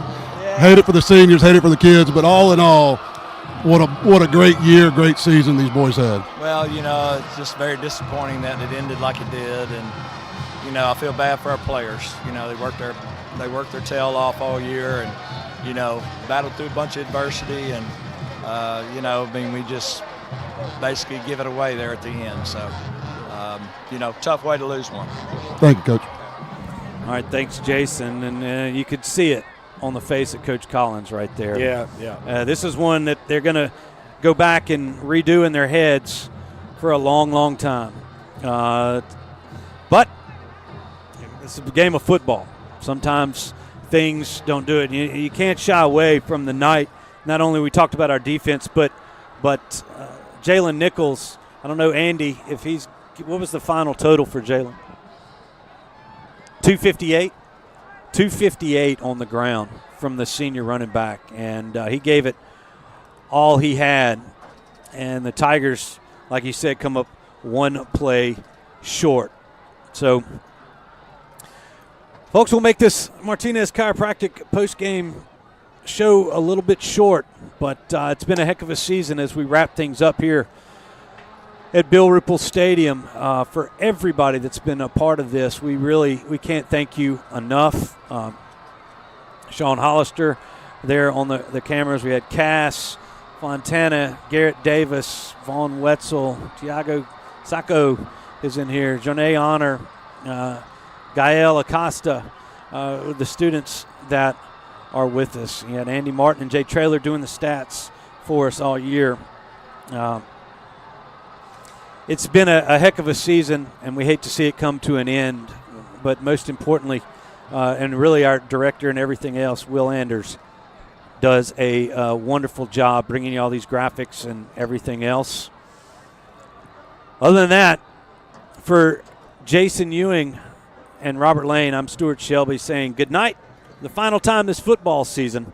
Be looking for us back on the air with more sports from the Neville Tiger Network in the near future. Good night, everybody.